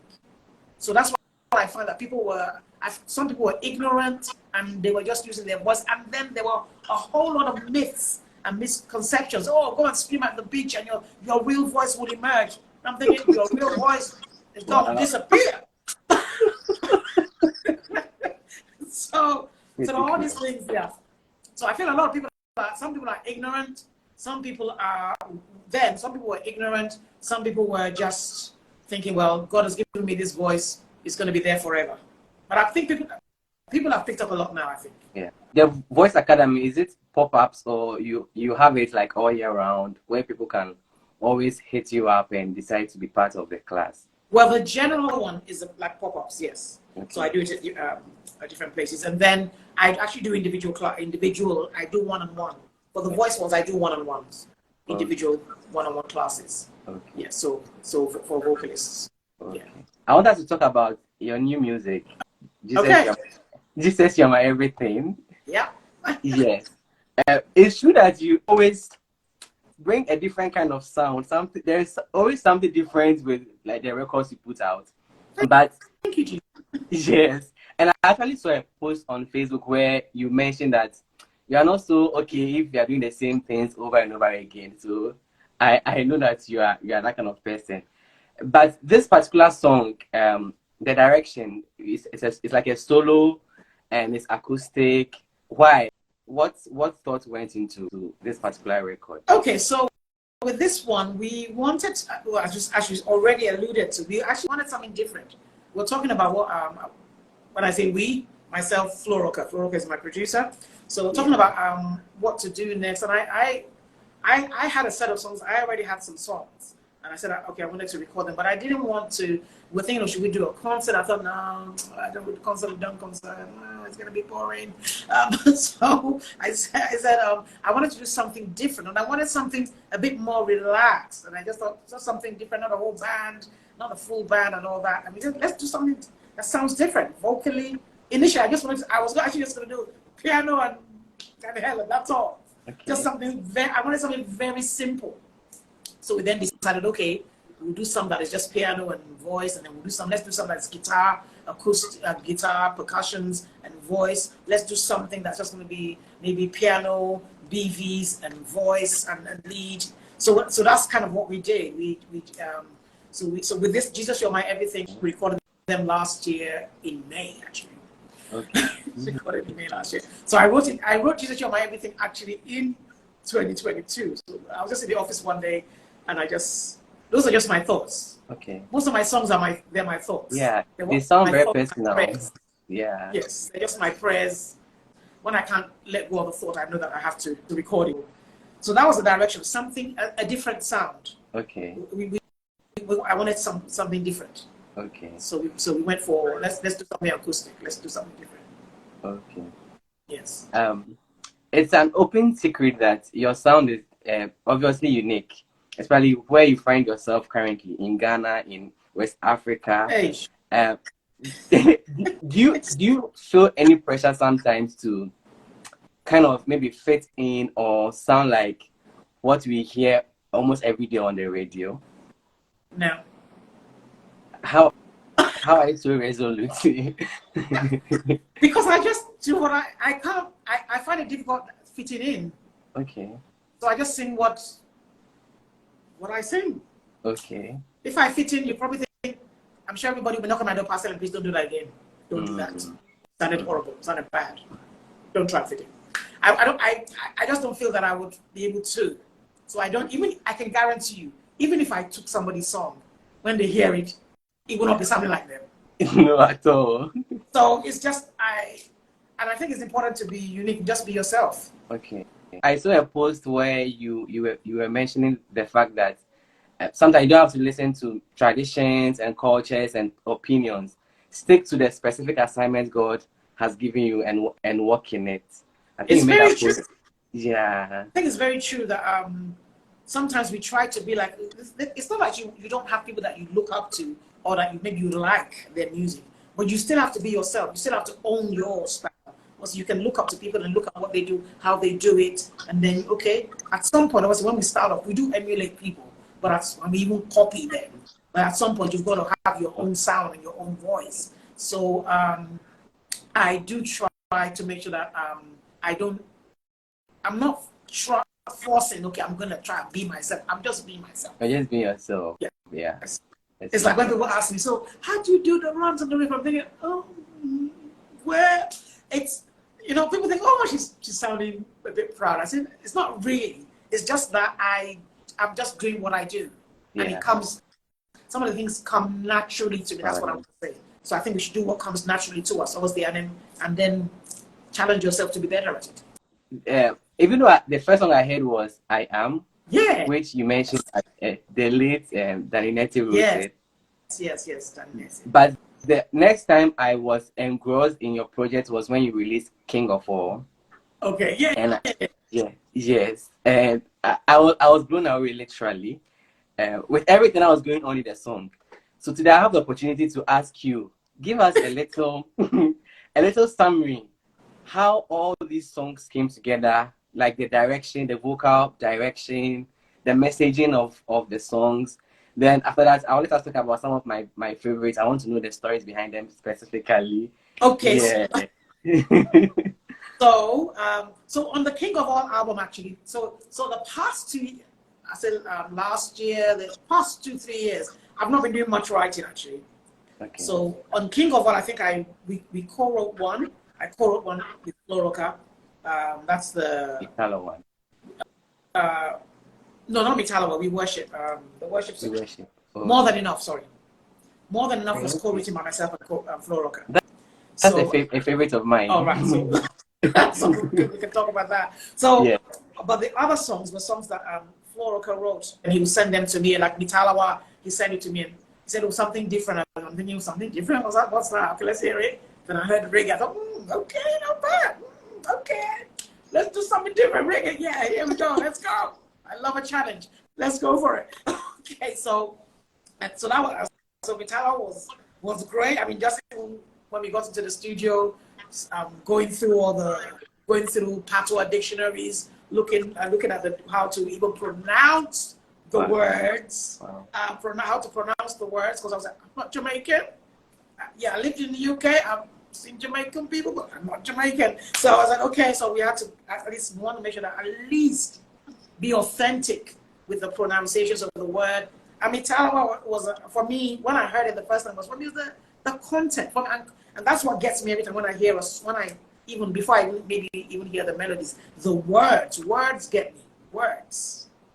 And the lyrics, talking about, I'm not afraid anymore. It's talking about who I am. I'm strong, I'm fearless. I don't care what the devil is going to do. For me, the lyrics give me energy. So the music is kind of like extra. And they are God word. They are talking about God. They're talking about who God is, what God can do, his power. All the way you talk about King of all, he's the King of all the earth. And we're describing him, he's glorious. We're describing who he is. I give it all. I give it all. I give my life, everything back to you. So God of everything which I did with my daughter. Songs are God word. And they're talking about God. And for me, I always say that I need lyrics. For me, lyrics that are a bit wishy-washy, I can't sing them. I need lyrics that are strong, because that is what it gets my imagination going. You say God is the King of all, I imagine the King of all. I imagine him big, mighty, doing great things. So my mind works. I can paint a picture. So I normally look at the lyrics. So the minute I see the lyrics, I'm gone. Like God of everything I did with my daughter. Yeah. And so that was a great song, God of everything. I remember when I first did that, God of everything. How can it be God of everything? Then you sit down and then meditate on the lyrics. What is it saying? That in everything, the Bible says in everything give thanks, for this is the will of God, our Father in Christ Jesus. So the lyrics for me, the lyrics do it for me. The More Than Enough, which I co-wrote with Flo Rocker, was actually, we wrote it on an Easter, it was like a Good Friday or something. So we got there, he started playing, he said, so what's on your mind? I said, well, so I said, so what's on your mind? I said, well, Jesus, he's all I want. We just started coming up with what we were thinking. Okay. So, okay, I want him more than anything else. He's more than enough. Okay? Then we started playing. As it was, when you play a line of music, you so that you can hear something. So he started playing the keyboard. We're actually in church. We just went to church that Good Friday just to do that. And we started playing them. And we started getting lyrics. He will mention something. So, oh, yeah, this and that. And then before we knew it, 1 hour later, we had a song. Wow. So that was how that came about. So, and it was the fact that, and it was interesting because it was Good Friday. I think the theme of the season very much on our minds, that Jesus is more than Christ is more than enough. Yes. It's more than enough. So that theme was kind of on our minds as well. Can I indulge you a little? So maybe you sing the first verse and the first chorus for us. All right, more than enough. Let's go. All right. Jesus, you are more than enough. Jesus, I will search for no more. Overwhelmed by your great love. Jesus, I rest in you. I'm not afraid no more. Sin is defeated. I've overcome. Yeah. All right. The way it even started, he said, boldly will I come to you. I will not bow. Boldly will I come to you. Will not bow my head in shame. For my sin, Lord, you will say, yeah. Da da da da da da da da. Whoa, Jesus, you are more than enough. Jesus. Okay. Yeah. So that's it. Yes. My second favorite is My Vow. My Vow. Oh, yes. Yes. Yeah.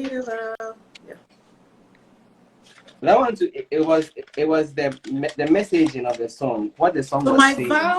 So my vow wasn't even written by me and wasn't written by Flo Rocker. Okay. So my vow was actually written by Pastor Matthew Ashimuro. Okay.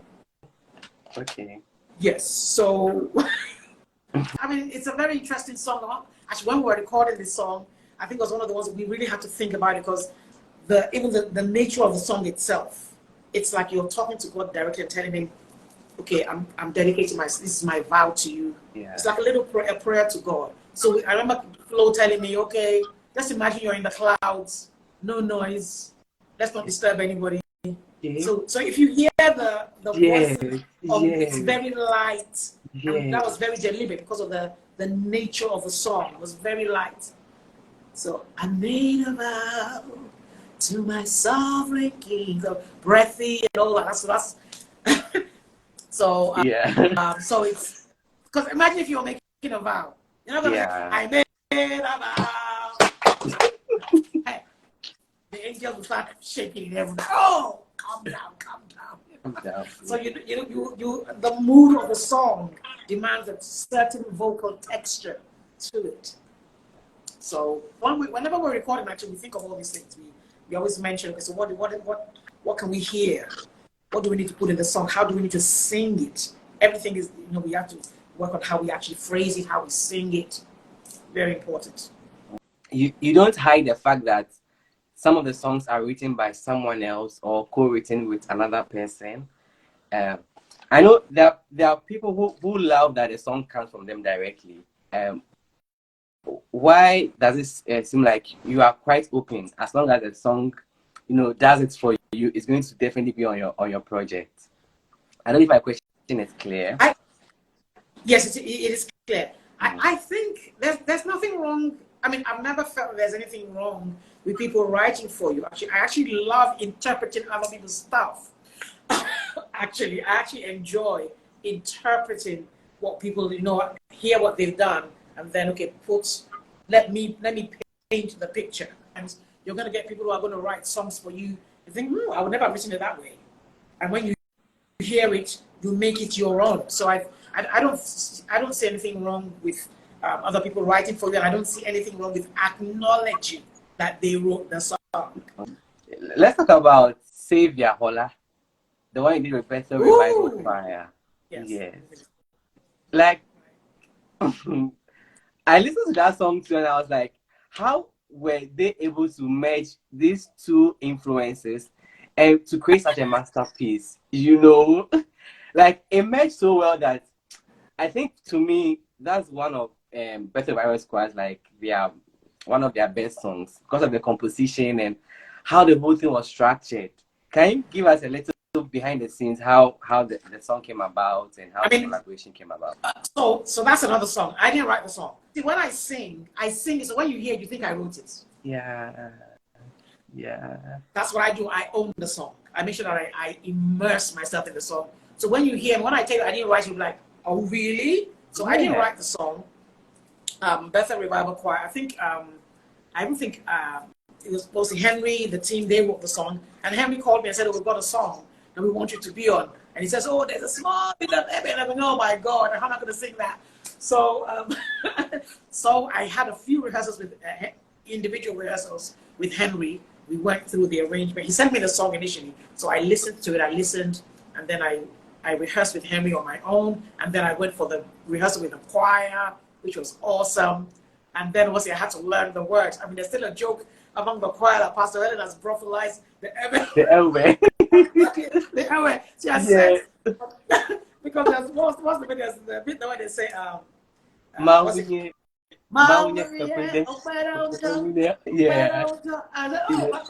she just changed it. She has put a new word. So every time they see me, they're making fun of me. But I've changed. But I tried my best. I tried. She just kind of learned the because I wasn't singing much. Anyway, rather. I wasn't singing a lot. My words were mainly that word. That song was great. When I heard it, I thought, oh, I love the song. The whole flow, the instrumentation is a killer. Ooh, this one is like, the whole thing sounds so angelic, and I don't know if I can use magical, but it was so, but it's just I suppose Henry Datrimo is a master. I mean, him and the entire team, they're a master when it comes to arrangements. They did a fantastic one with arrangements, and the amount of people they had on that. I mean, that whole song was a collaboration. I mean, the local, a lot of people didn't realize the local instruments, those guys were playing those drums live. They were playing that whole set of drums, local drums live. There were 8 of them playing the local drums live, the orchestra, those playing the violins, strings, everything. The guys who was playing the horns, oh my God, they were like, it was crazy. So it was really a collaborative effort of a whole lot of musicians. Okay. It was a powerful, and I love the song. Every time I listen to it, I'm getting blessed. Yeah. Just listening to myself. Yeah. And it's a powerful song.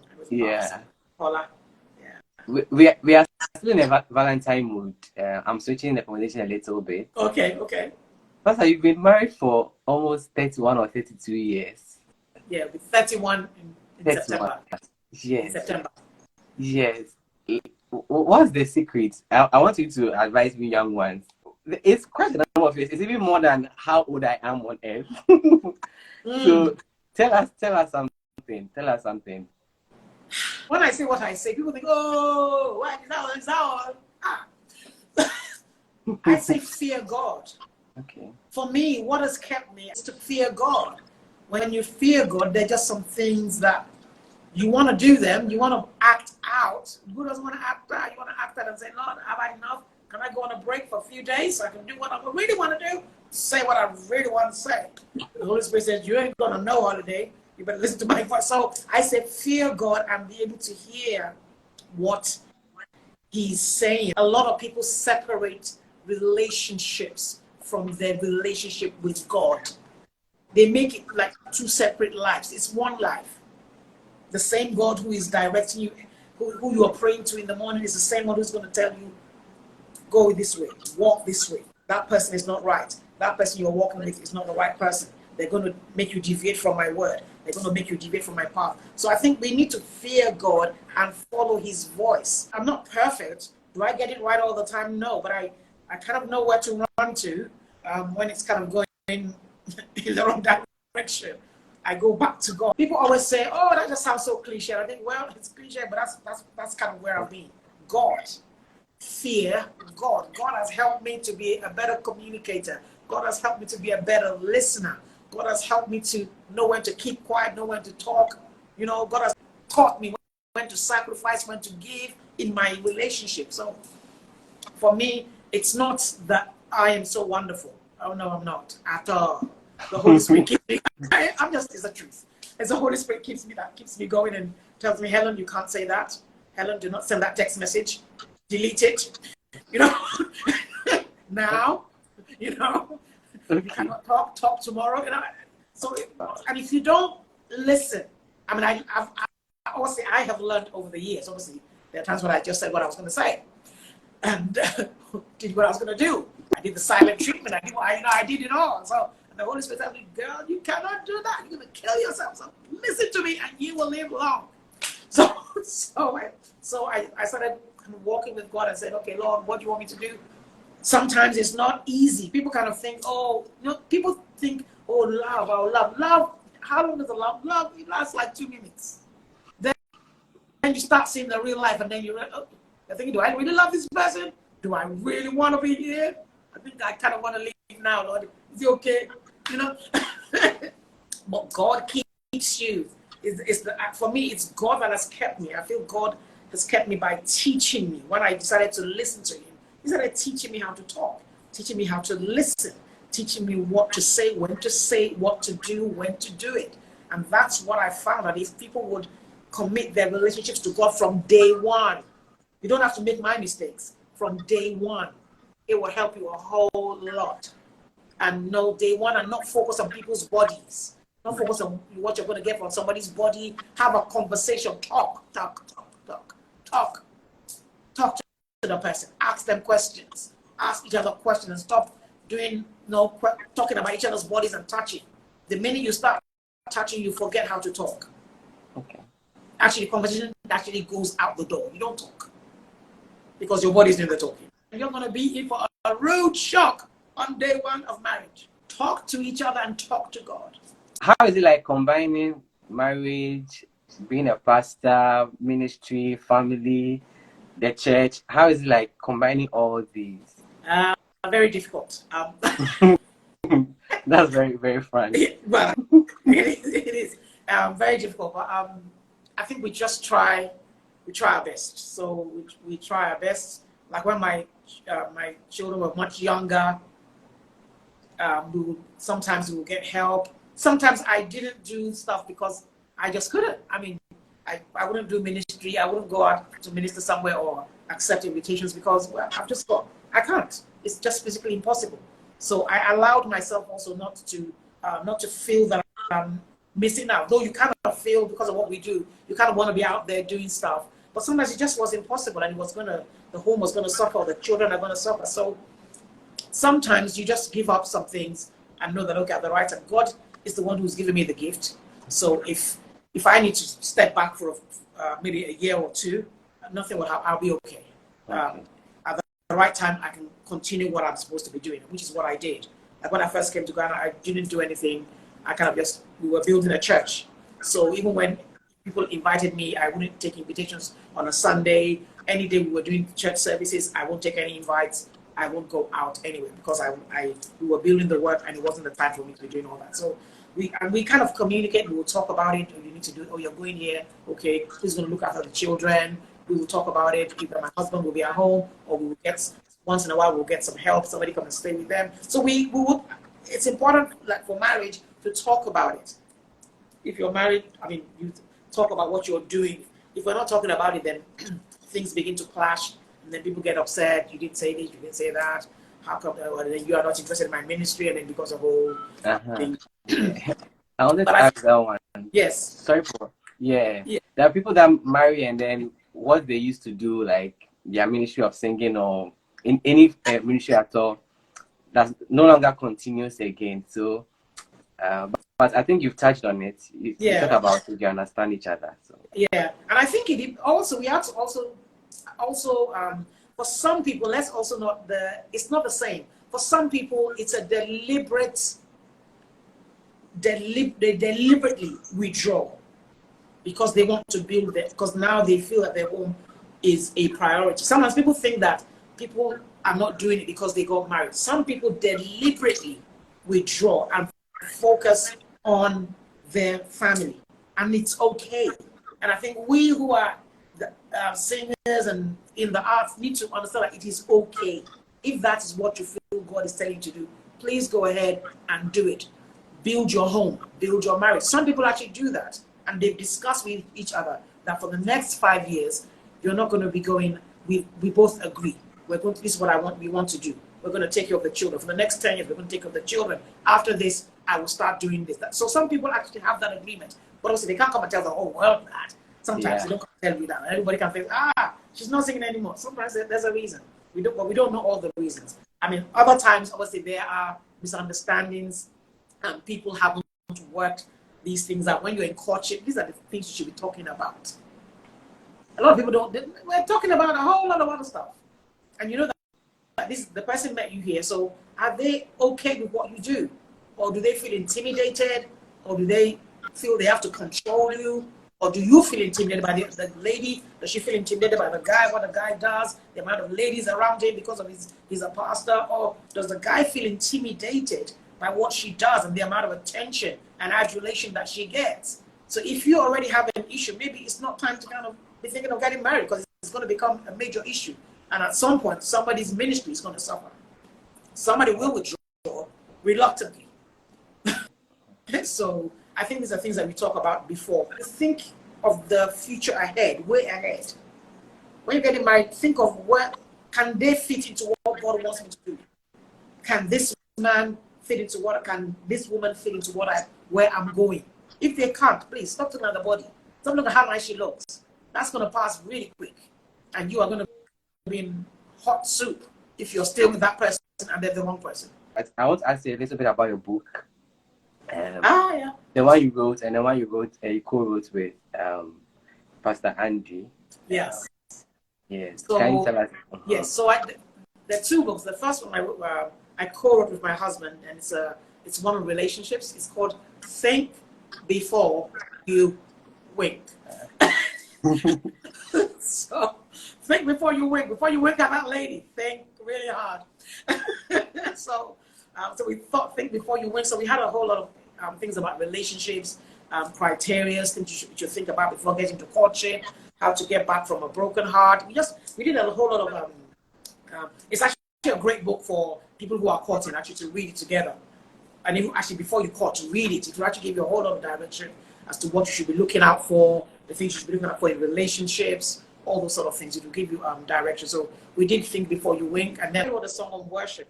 It's called it's called More Than a Song, Living as a True Worshiper. So I wrote a song, so that one, More Than a Song, and that was really, as I do also, I've had all these things sitting there, all these notes, all these different things, and I just said, okay, let's put it together and put it in a book. So that's what I did. It's called More Than a Song. So all these books, you can get them online. They're all online. Okay. They're all online. 2 questions. Okay. First one is on mentorship. Okay. I know Voice Academy as well as the Worship Masterclass is one way you are mentoring people. Yeah. So if you can tell us a bit about it, when you usually host it, are you still doing it? Okay. So that people can be on the lookout for it. Yeah. Okay. So Voice Academy is on the hold at the moment. I think actually somebody actually asked earlier on about Worship Masterclass. Yeah. I saw it in passing as it was going. So Worship Masterclass, we want to bring it back this year. We did, I think during the pandemic, we did some online. We did about 2 of them online via Zoom. But we want to bring back in-person Worship Masterclass this year. So be on the lookout. There will be a Worship Masterclass this year. But Voice Academy, I've not wound it down, but I'm doing kind of one-on-ones. Okay. More one-on-one vocal classes at the moment. And then so I do that. And I do one-on-one worship leader mentorship as well. So I have worship leaders who come on board. Maybe an 8-week course, an 8-week mentoring course just for worship leaders. Okay. So, but worship masterclass way back this year. Oh, yeah. Okay. Have you faced any challenge that your journey where it has either become a testimony or a lesson or a blessing, one that you will never forget just because of the scenario and the circumstances around it? Interesting. A major one that happened that was in marriage was having a miscarriage and trying to deal with, you go to the hospital, you go to do your scan, the doctor, when the doctor is, when you get to the hospital and you're talking to the doctor and the doctor is he's doing a test and he's looking funny. He's kind of not looking you in the eye, he's looking over there, you know that. Something ain't right. Something is wrong. And the doctor and the nurse are looking at each other and thinking, this is not how the scan normally goes. It's not, you guys are not normally looking at each other like, what's going on? And they tell you, we can't see it, we can't feel that, there's no heartbeat, blah, blah, blah, blah. You've lost the child, and then you're like, oh. Then they tell you go get a second opinion, you get a second, and then you find out eventually the child is gone, and it's like, God, why? And then you're asking God all kind of questions. God, I lead worship in church. That's so bad. We are so bad. But God, I need worship in church. This is how you can repay me, But because you're talking out of pain. Yeah. There's a lot of pain. You're in pain and thinking it shouldn't happen. Why should it happen to me? Blah blah blah blah. But eventually, I kind of, by God's grace, thank God for church. It's always good to be in church. I tell you that. There's no place like church. Even when you're in pain, just go to church. Yeah. And I remember just in church, standing there, knowing that, okay, there's a dead baby in my stomach, but okay, here I am. I remember my pastor's wife said, just come to church. And you're standing there knowing, okay, does anybody know that what's happening with me? Anybody see me? Me? Can anybody see it? I'm just there. But you get encouraged, and I think one of the things that encouraged me was, what actually got me out was a song. It was actually a song by Donnie McClurkin, Great is Your Mercy. It was like, not that I was singing it. I didn't want to sing it. I was so angry I didn't want to sing the song. But we couldn't do much, myself and my husband, so we just played music in the car. And it's good at that point you have the right music. So that was what we had, Donnie McClurkin, Life in London, so we just played it.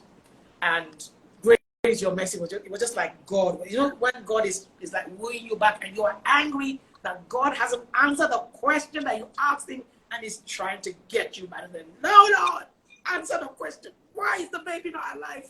And and God is not answering the question, and all you're hearing is great is your mercy, and you're getting mad, but you know that he's right. You're mad, but he's right. So that was quite a very difficult situation, but God brought us through, and God blessed us. Obviously, we have the testimonies right before our eyes. So sometimes, I learned a lesson there that sometimes we don't always understand things that happen to us. But as human beings, we always want answers. We want to know why. But sometimes we won't understand. And it's difficult. God can't explain to us something. He doesn't have to explain to us. I actually learned. He doesn't have to explain to us sometimes. But we need to trust him that he knows exactly what he's doing. When all is said and done, what would you want to be remembered for? What do I want to be remembered for? Yeah. That I loved God, I served God, love God, serve God with no apologies. The last words, and then we can wrap up. The Bible says, I think in the book of Proverbs chapter 3, I think it's verse 5 and 6, it says, trust in the Lord with all your heart. It says, and lean not on your own understanding. In all your ways, acknowledge him, and he will direct your path. I think in this world where there's so many things that are calling for our attention, we need to direct our thoughts and focus our minds on God. And it's important in this age that we trust God,